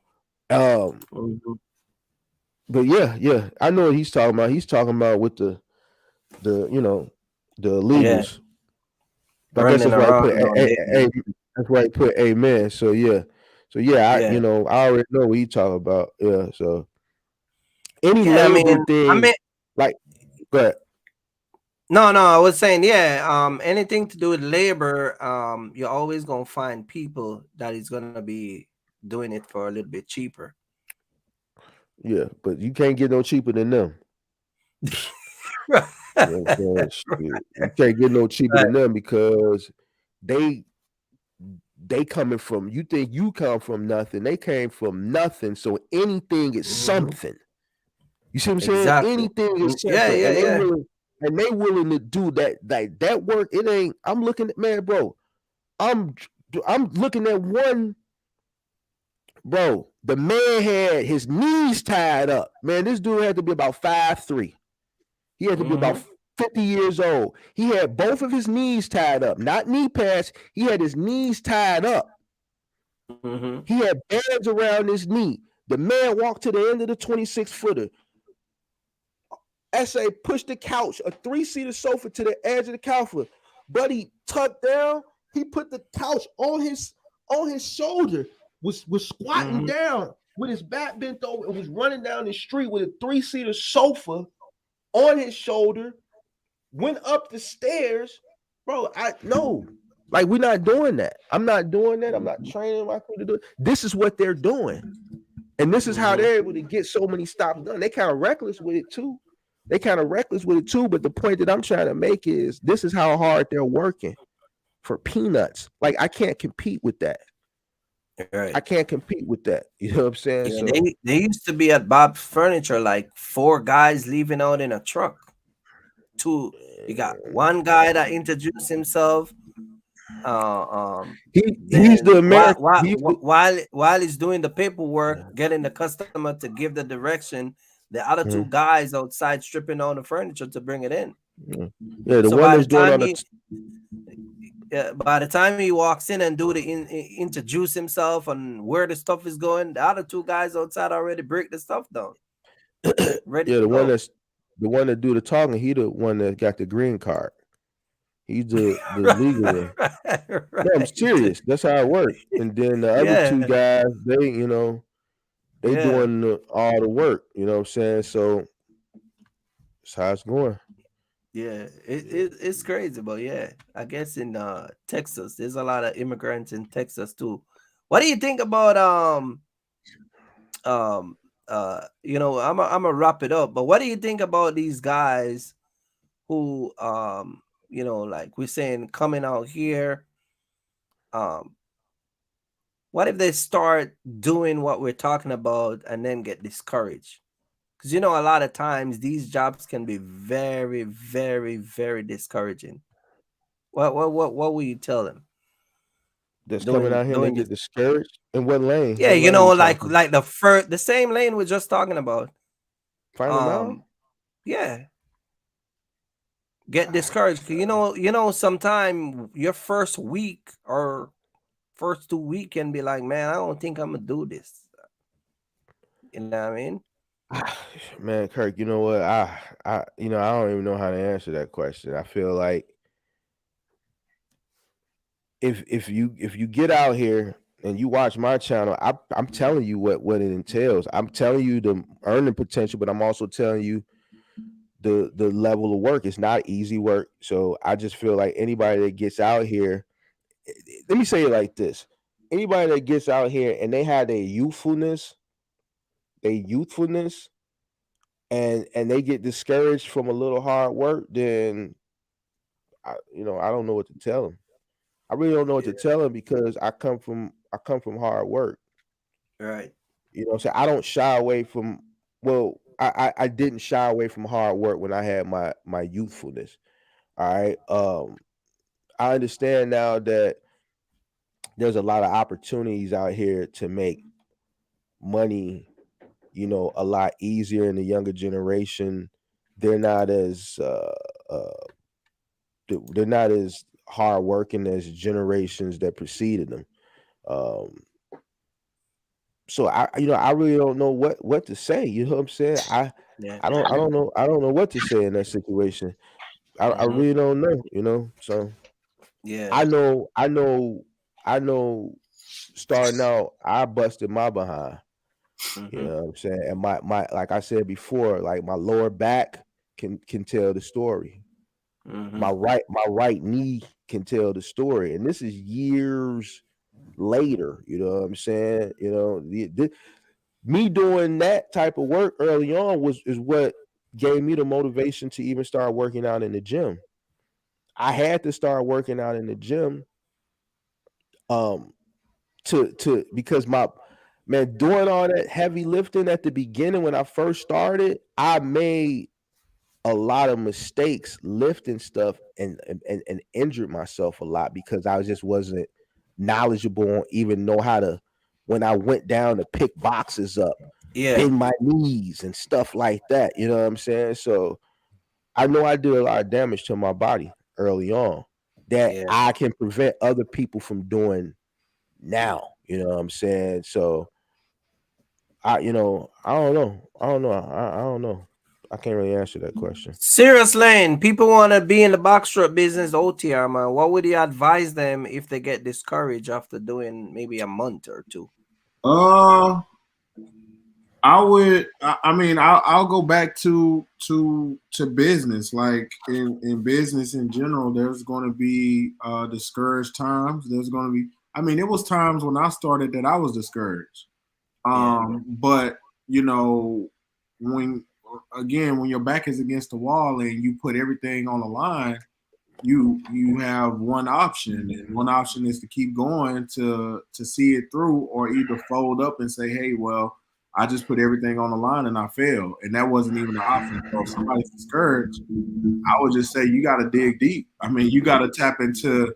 You literally have to tap into another place where you never thought that you can go, and that's what I like about the transportation industry in general, because my drive is contingent on me pushing through the moments where rates don't work in my favor, right? So if I'm going over the road and I'm in a bad spot, I have to figure out how to move now. You know what I'm saying? So you're gonna take those hits. Right. I took those hits, right? You know what I'm saying? Remember, we talk about it all the time. Where I was like, man, yeah, this is my route, and then next thing you know, it didn't work like that. So I had to figure it out. Right. Then it didn't work like that. Right. And I had to figure it out again. So Mm-hmm. I would advise anybody that's discouraged is not to get content on being discouraged about what's going on, because again, you just got to keep going. Either that, or you just go ahead and say this is not for me. That's what it Yeah. is. Yeah, I never got It's discouraged. not for the I weak, never, I never got discouraged. right? It's not for the Once I, weak. Yeah. once I got a taste of bread, it was Yeah. nothing discouraging. Mm-hmm. Once I Yeah. got that Exactly. taste of bread, and I'm like, damn, is that easy? I had never made that much money before in my life. Yeah, but the problem, the what I'm speaking about is, say for instance, like those that came in like around the time that I came. So I came around the time where everything just started to just go down, right? So so this is what I'm saying from my point of view. Everybody talking about all this money and this and that. I didn't see none of that coming in. I saw high diesel, and I saw moments to where partials is pretty much what helped stay afloat on everything, right? But again, I was running to a lot of fees. I was running to a lot of things. So my movement space came upon a time where everybody just started complaining. Oh man, well, I used to get this, man, about 2 months ago, this and that. I'm like, God dang, that's how much you got? So I didn't get none of that. So me coming in during the rough times where everybody started complaining, I'm like, okay, all I got to do is keep going, keep going. That's why for me now, it's built me totally different. And Kirk helped with that, because Kirk, no, it was phone calls I had with Kirk. I'm just like, oh man, golly. So now that I'm pushing through this rough moment right now where everybody complaining, I'm like, man, wait till whenever this thing flip. Ooh, man, it's gonna be on. So yeah, so I didn't have that moment of consistent 7K week, 8K week. It was like maybe an 8K week and then a 3K and then a 4K and then a 2K. So, you know, seeing all those Ks, yeah, it's still a lot.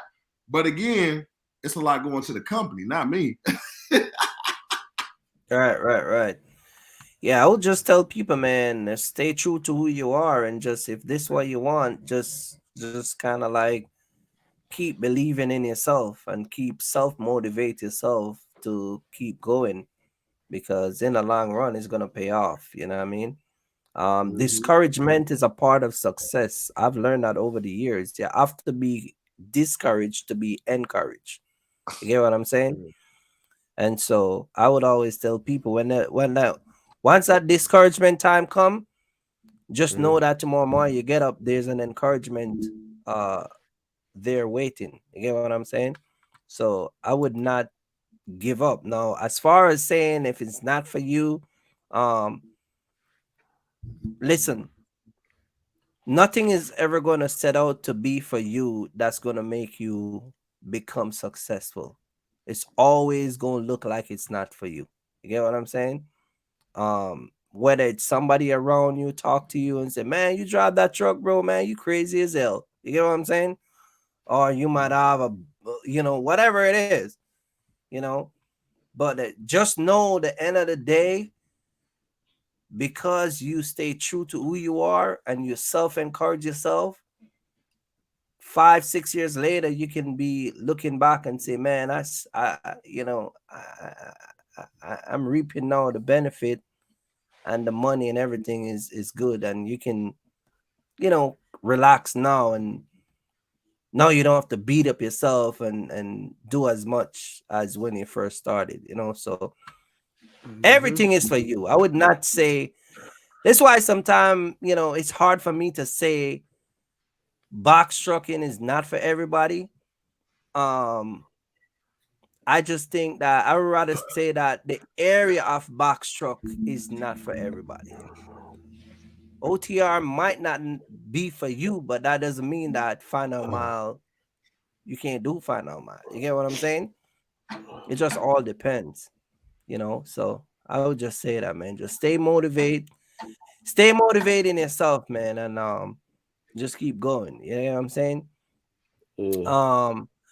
Man, I'm gonna wrap it up. It was a good live, man. We kind of like jump in here, and a lot of guys, we talk about a lot of stuff, man. We start the channel. Go back and watch it live, man. Hit the like button, share the video. Let me show you guys. For those of you guys who follow Mark the Mentor channel, man, go check him out. Mark the Mentor. Mark is coming on tomorrow, right, Mark? Lord willing, man, because man, I'm sick as a dog. But we having a party tomorrow. Oh, yes, right. So yeah, I gotta come on tomorrow. Oh man, we having a party tomorrow. Seriously, you coming? Nah, I ain't coming. We having a virtual party, man.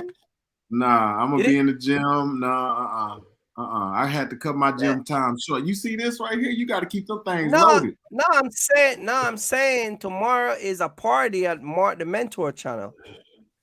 Yeah, I didn't even stay. Yeah. You don't have to come and stay for long. It's gonna be I'm come to say what's up. Yeah. Oh, you thought we was talking about like a real party, like a party, like no. I knew it was a virtual party. You tweaking, man. Oh yeah. I'm capping. Hey Mark, this guy's tweaking, man. Oh yeah, you tweaking out.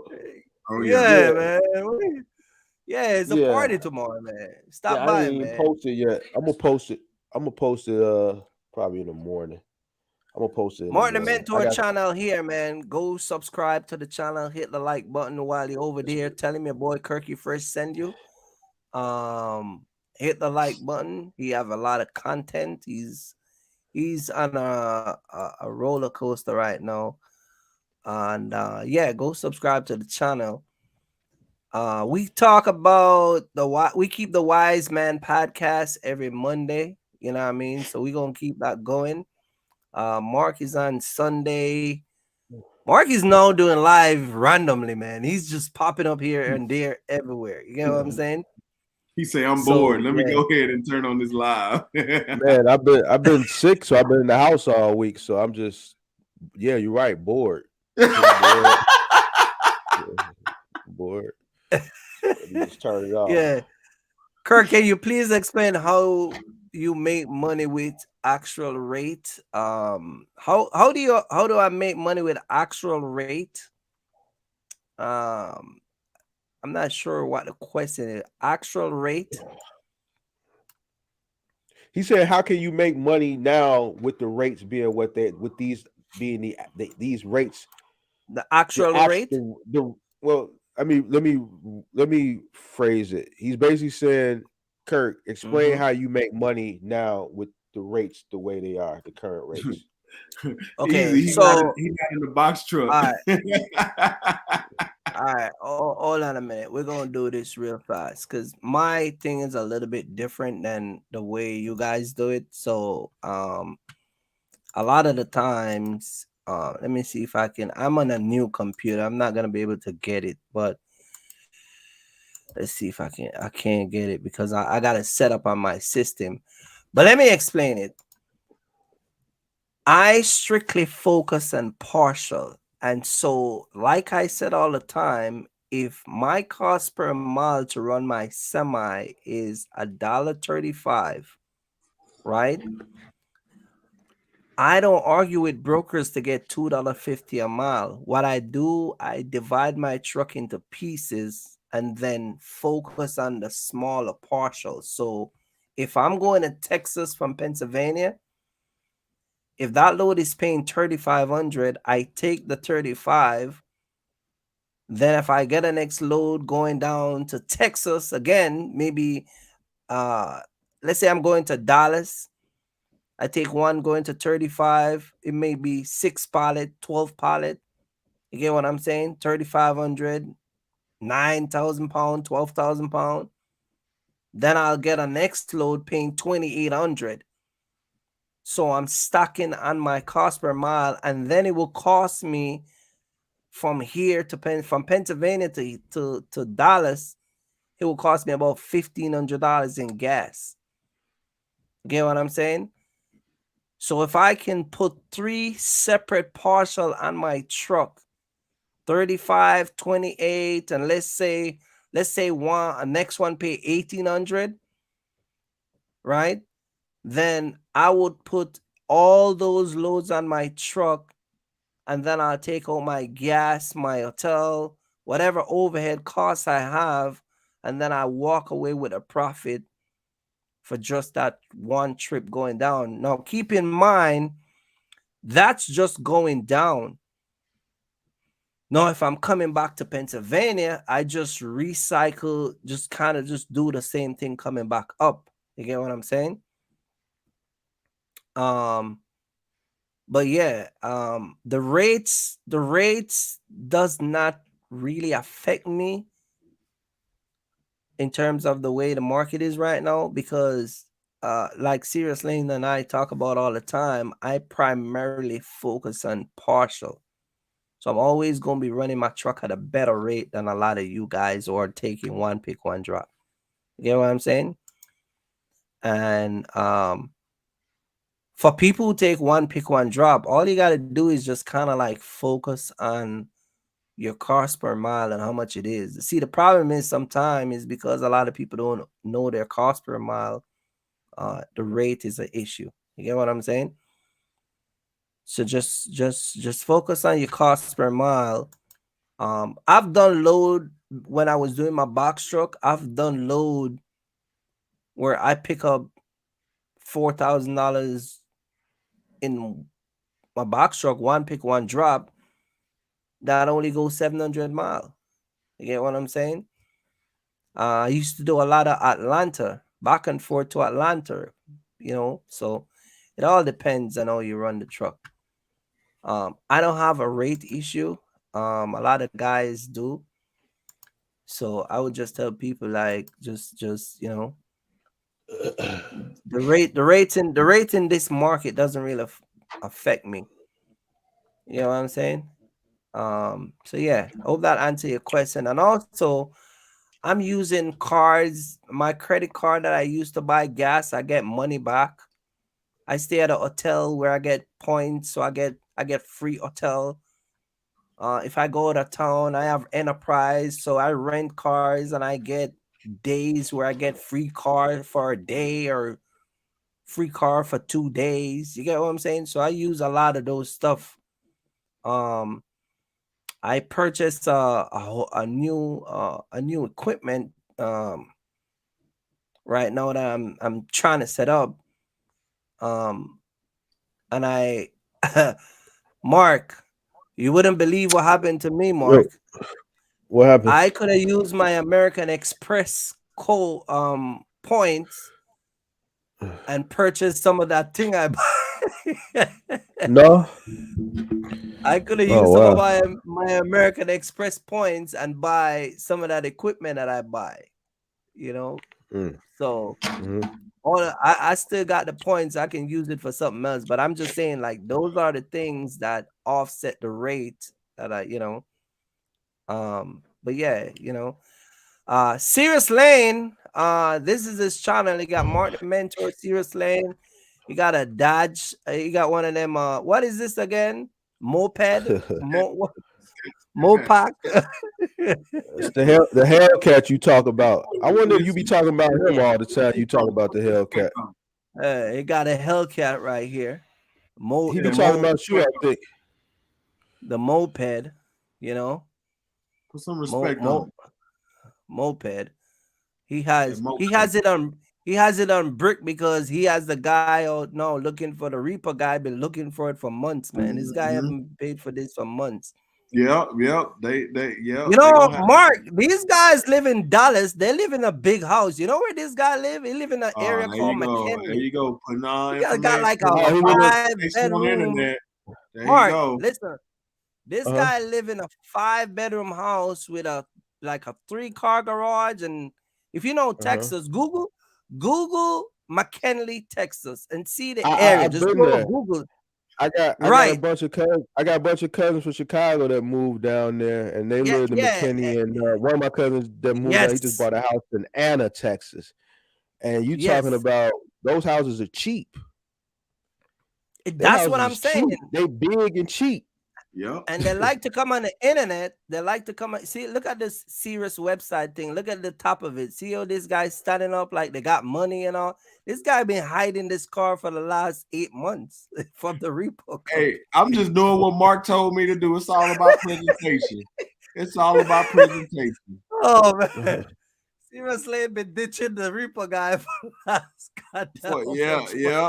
And he still not gonna get it. Matter of fact, he keep messing with me. He gonna get this thing in pieces. Oh wow. Oh man. I'm trying to find a good lake. I'm trying to find a good lake around here. Hey Mark, I tell you about these guys that run around in their Hellcat that can't afford to. The box truck is taking all my monies. Oh man! Look! I want my $2 a mile. Hey, you ever run into CJ 32 on 32s down there? No. So when he actually moved out here, actually I've been on the road, so I haven't went to no car meets, no car shows. I literally drowned myself in this business. That's why I literally say you got to sacrifice things that you like and that you into, because you got to think about it. I started a car channel. I'm into cars, but I can't do all of that. Who is CJ 32? Who is that? Man, that's one of the biggest car YouTubers that's out there in Chicago, and Juliet. He actually moved out. He actually I guess bought a house or apartment or whatever. And he do a lot of his content down here in Dallas now. CJ and 32. Let me see. Mhm. Let me see if I ever And see all this he guy. do is just simple stuff. Pick up a camera, just record. Like you want to talk about simple? Oh yeah, oh yeah. But that goes to Oh, what I be talking about. He got yeah. Oh, y'all talking Lamborghinis. about this guy? You Yeah, talking Yeah. about this guy? See, yeah. yeah. Oh, he So ain't doing no pranks like them pranks where you be walking around No, telling no, no, no, girls. no. better Oh, not got do you, no got you. pranking that. That's about a M. He Yeah. bought that yeah, man. He do a lot of car content, but Yeah, I saw the growth, like his channel yeah, grow, man. yeah, yeah, Like yeah. Consistency, mhm. consistency. Even though he Yeah. was sick, he went through this his family stuff. I mean, he still picked up the camera. He still picked up the But camera. see, this what I was telling Seriouslanes that sometime like see all these cars he's showing.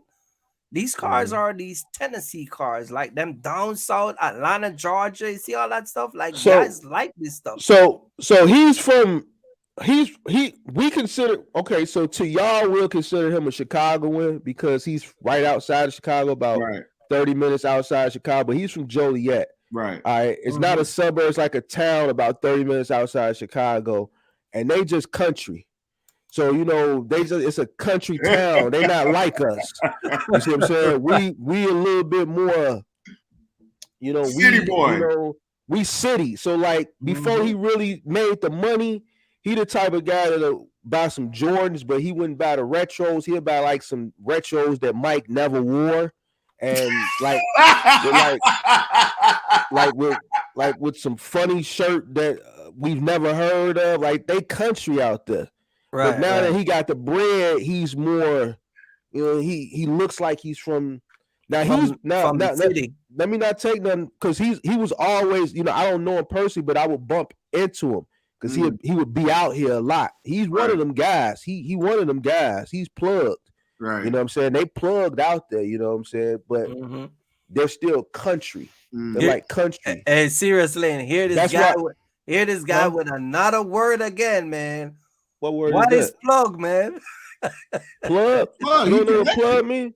He plug. He's either people or he folks. Yeah. So when you go to the county, he's gonna fall under the 5 under the 6. He's plugged. Oh man. You know what I'm saying? I know what Kirk don't know. Look, all Kirk knows is that Jamaican slang. He don't know I know what he the real means, slang.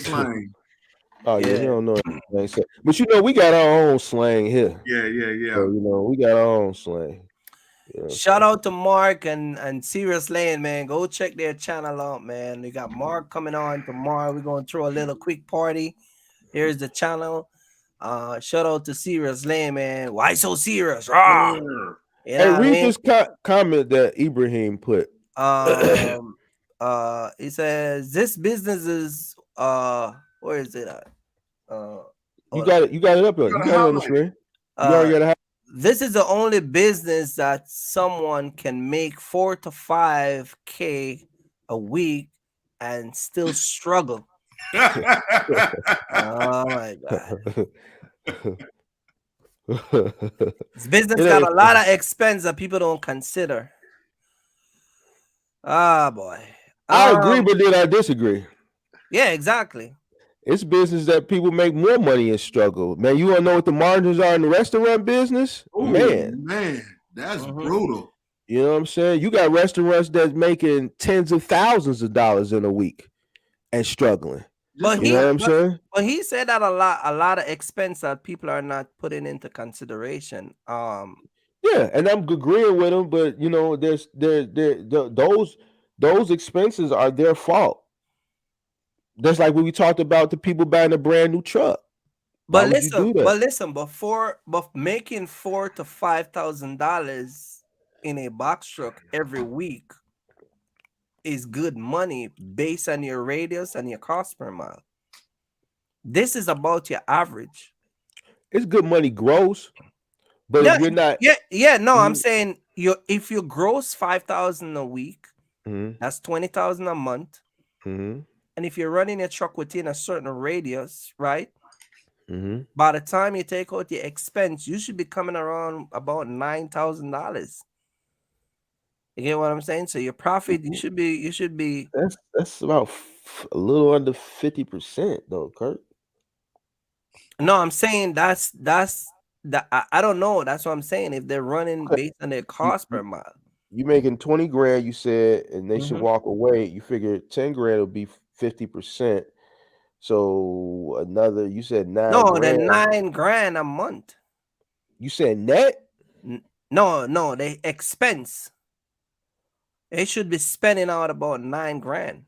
So you saying they should be netting 11 grand then? Yeah, netting 11,000 a month. Hmm. But that's based on the radius. And only in OTR? In OTR, yeah. That's Well, think about it. One of those box truck, one of those box 50%.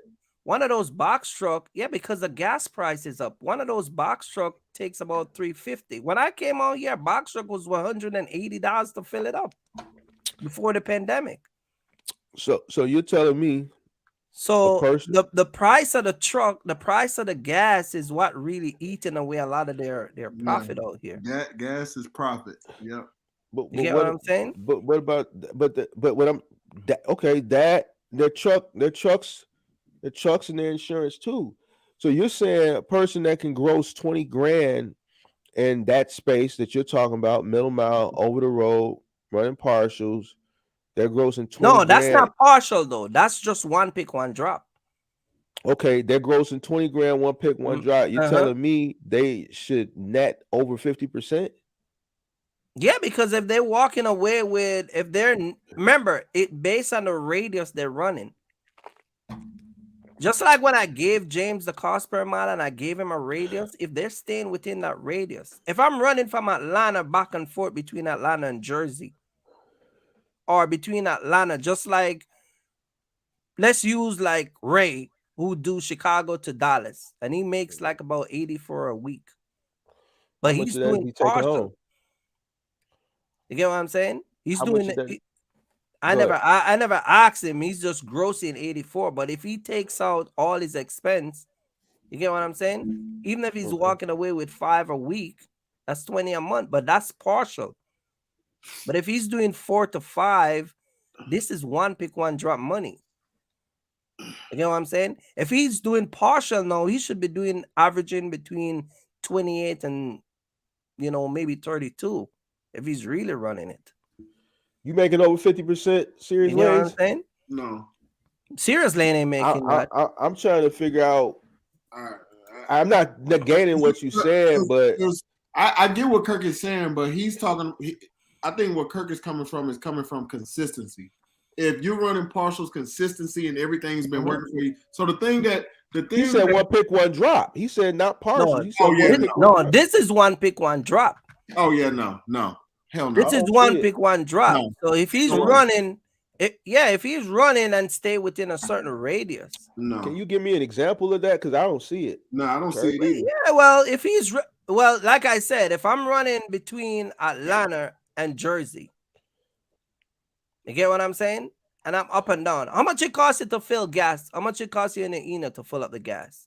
At a half a tank, it cost me $131 in Texas. That's in Texas. Now, but that's what I'm saying. The majority of the money is taken away because of the gas. Right. Okay. Your truck paid for? No. Okay. Do you mind saying what your note is? $1,655 a month. $1,655. And what's your insurance? Insurance is $1,200. All right, so you're at what 28? What's it? 2,800 total? Yeah, 28. All right, so 2,800 a month, and you averaging how much in fuel a month? How much you averaging a week? It depends because I'm saying just the average. I would probably say because I fill up on a half a tank, I'll probably say about $500 and I fill up on a half a tank. 130, a week. That's what you're averaging a week. 500 a week, so another $2,000 a month. Let's say. So you at 4,800. Let's say 5,000 just in fuel and truck costs. What are you grossing in your truck a month? I mean, it varies because it may be a day that I don't even. Average. Give him an average. Average. Give him an average. I would probably say 8. All right. So you grossing 8 A month? A month? Yeah. So you making about. And we talking about if anything I touch Oklahoma. So as of right now, touch Oklahoma, Texas. All right. That's it. So you grossing about 2,000 a week. Right. Yep. So you're operating at a loss. Yeah. See, I didn't even have to ask the rest of his expenses. But he's saying make 4 to 5, so he's making more money than Seriouslanes. Yeah, but I don't see it. It ain't no way. This guy, he's saying that he's making more than you. So he's making more than you. I mean, hey, more power to him. But as far as what I see, I don't see consistency. You might. So I'm gonna tell you something, right? I'm gonna tell you something. So just like what you said, you had trouble trying to find you something that made sense coming out of PA with a 53-footer. So you mean to tell me that you can find something from Atlanta going to Jersey that makes sense? Because the thing about Atlanta market is just like Texas market. No lie, no cap, no whatever. Y'all can say whatever y'all want to say, but they ain't paying crap in Atlanta. And that's just one people on. I don't give a dang. I'm seeing it right now. So at the end of the day, if you decide to cut your loss and say, okay, well, man, I'm gonna have to get hit because at the end of the day, I'm not running my truck every day. My truck is not running every day if it don't make sense. So if I can't sit up here and find something within the radius for me to run local, or I have competition in the same market. So let's just say I call a load. I call it, well, that's a local load for $200-300 or whatnot. Hey, all the load is gone. Boom. Nothing else is popping up on the board. If anything, they going down to West Texas. They going down to West Texas, Laredo. They not even trying to pay you to go down there. They trying to pay you $200-300 to go to Laredo for 400 miles. Right. Come on now. So you mean to tell me you're gonna take that? Right. So at the end of the day, if again the market is not being consistent, you may have a day to where, for example, this past Monday, oh man, they was coming out with the woodworks on Monday. They was coming out the woodworks. Tuesday it was half. But today, Wednesday, it was garbage. It was garbage. It was nothing that was coming out on spot market. We talking about spot market now. Trash, garbage. So yes, I am operating at a loss. Being honest and being transparent. So I'm gonna be honest. What I think with the middle mile, with the current spot market rates, I think in order for a lot of these new guys to make money in this space, they're gonna have to lower their equipment costs. Equipment costs is what's killing. What's killing these a lot of new guys. Fuel is fuel. Yeah. This ain't the first time fuel been high. Right. But when fuel was high before, equipment wasn't high. Right. Rentals were still normal. You're talking about $500, $450 a week, and they'll give you 1,500 miles. You know what I'm saying? You're talking about 12 cents a mile. You see what I'm saying? So equipment is what's killing guys now, because the equipment is $1,600 a month is a lot of money. Right. Exactly. You know what the average 26-foot box truck note was about 6-7 years ago? I would assume right under 1,000. It was a single digit. About $600-700 a month. Yeah.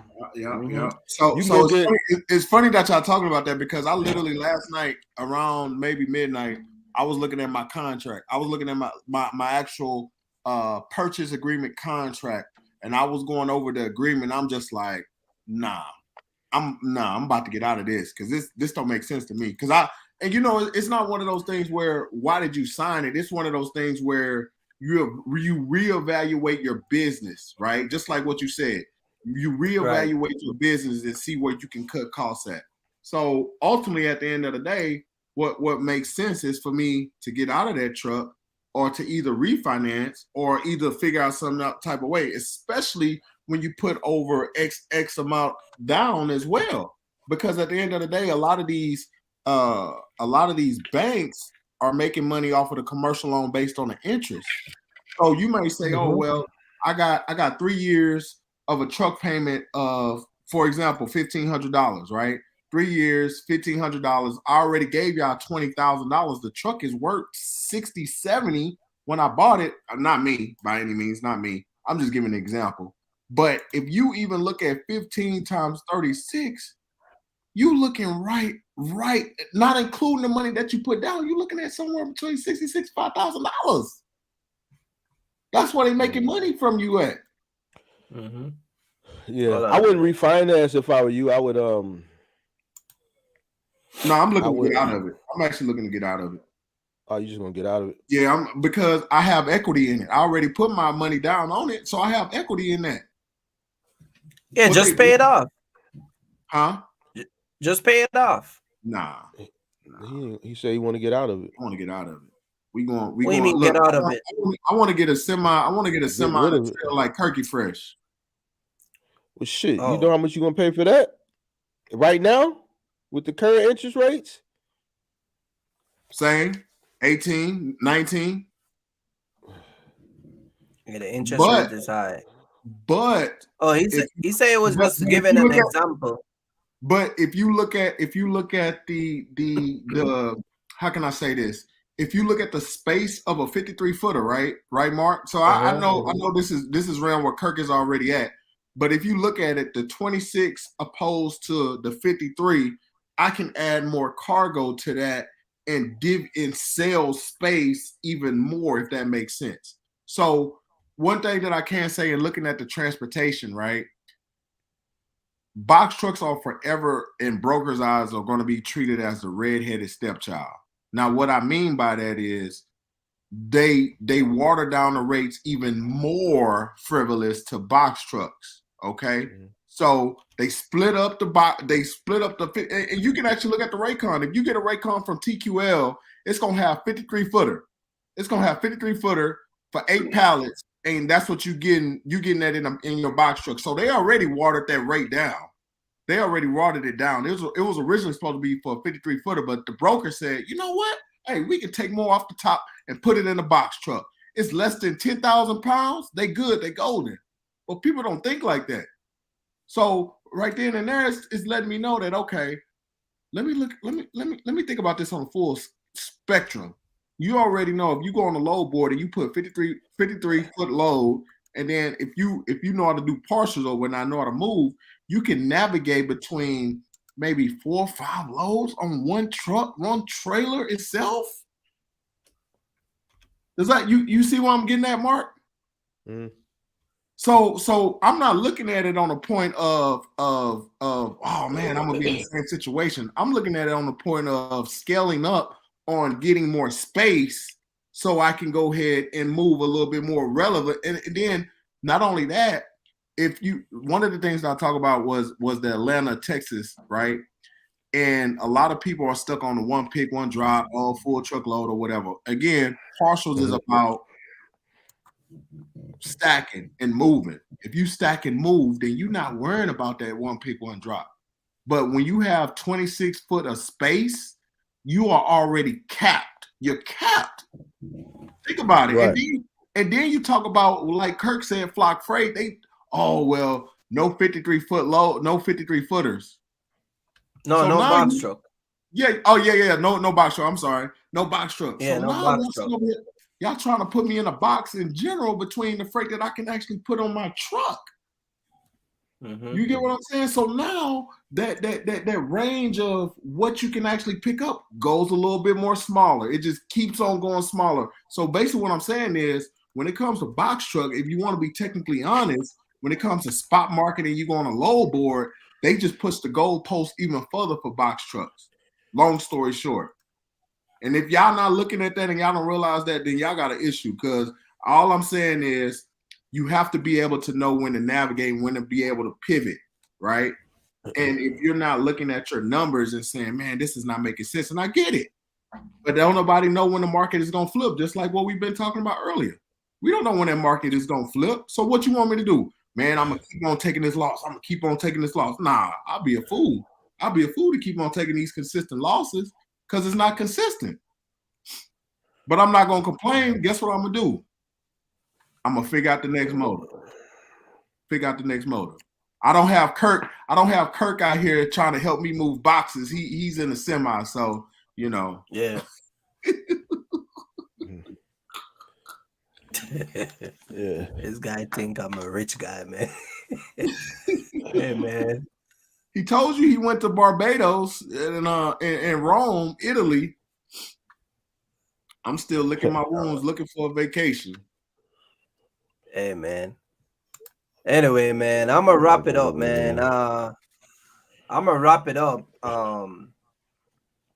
We're gonna call it a night.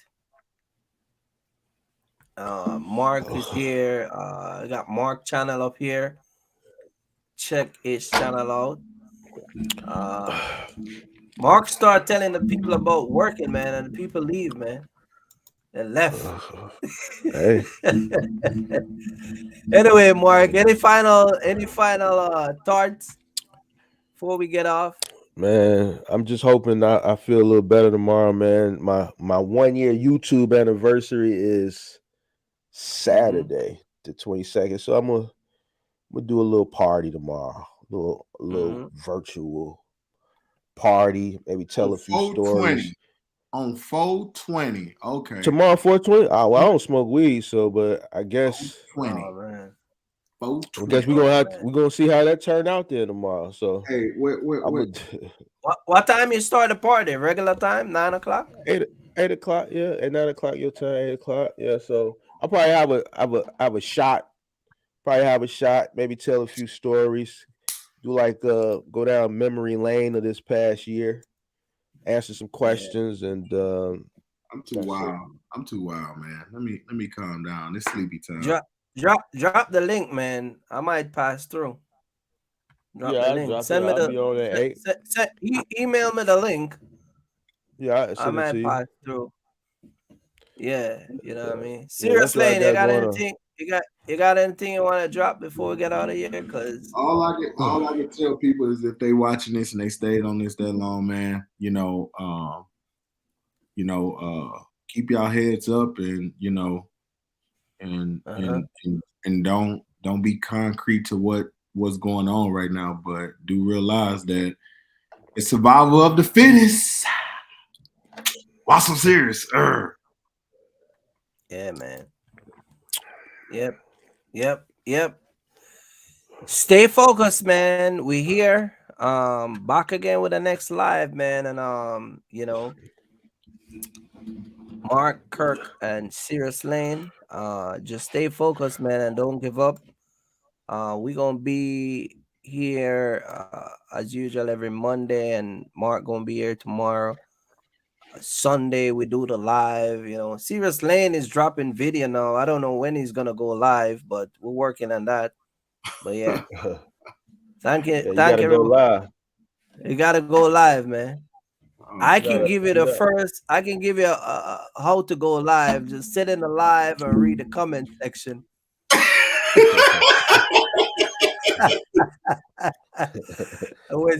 Just wait for the person to say, "Hey, Kirk and Fresh is watching you, man." 8 people in the live. Just look at the comments, right? Hey, you and Kirk and Fresh is on the same level. Oh my God. Yeah, man. Let me go ahead and kiss my baby. Man. I will catch you guys tomorrow, man. Shout out to everybody. Shout out to Nick Peace for out. holding it down. Sir. You know what I mean? Yeah, man. I appreciate you for coming hey, through, man. Get well, man. Go take you some NyQuil, man. Go get some rest, man. I'm finna throw some Vicks on my chest, stuff some up my nostrils, and this guy humped me up before I go on vacation. Yeah, Kurt, go do this. And I called the guy today. Was like, yeah, man. All right, bro. Let me see. Who you talking about? He couldn't even walk me through set up the monitor, man. He was so sick. He was so sick, man. Yeah, he probably ran into them cats, man. So, man, look, man, go get you some NyQuil, man. Go to sleep. That's definitely what I'm finna do, man. All right, fellas. I'll get with y'all later, man. I appreciate the live. Getting on the live. Yes, sir. All right, peace. A 2-year-old. All right, man. I appreciate it. All right. Here we go, guys. I'm wrapping it up, man. Shout out to everybody that's coming to live, man. I appreciate it, man. I know we went on and on and on and on, but you know, I gotta give you guys the best. All right. Shout out to everybody that stick through the end, man. Shout out to Nick for holding it down. And yeah, it's your boy Kirk. You know how it is, man. Peace out. I'll catch you on the next live.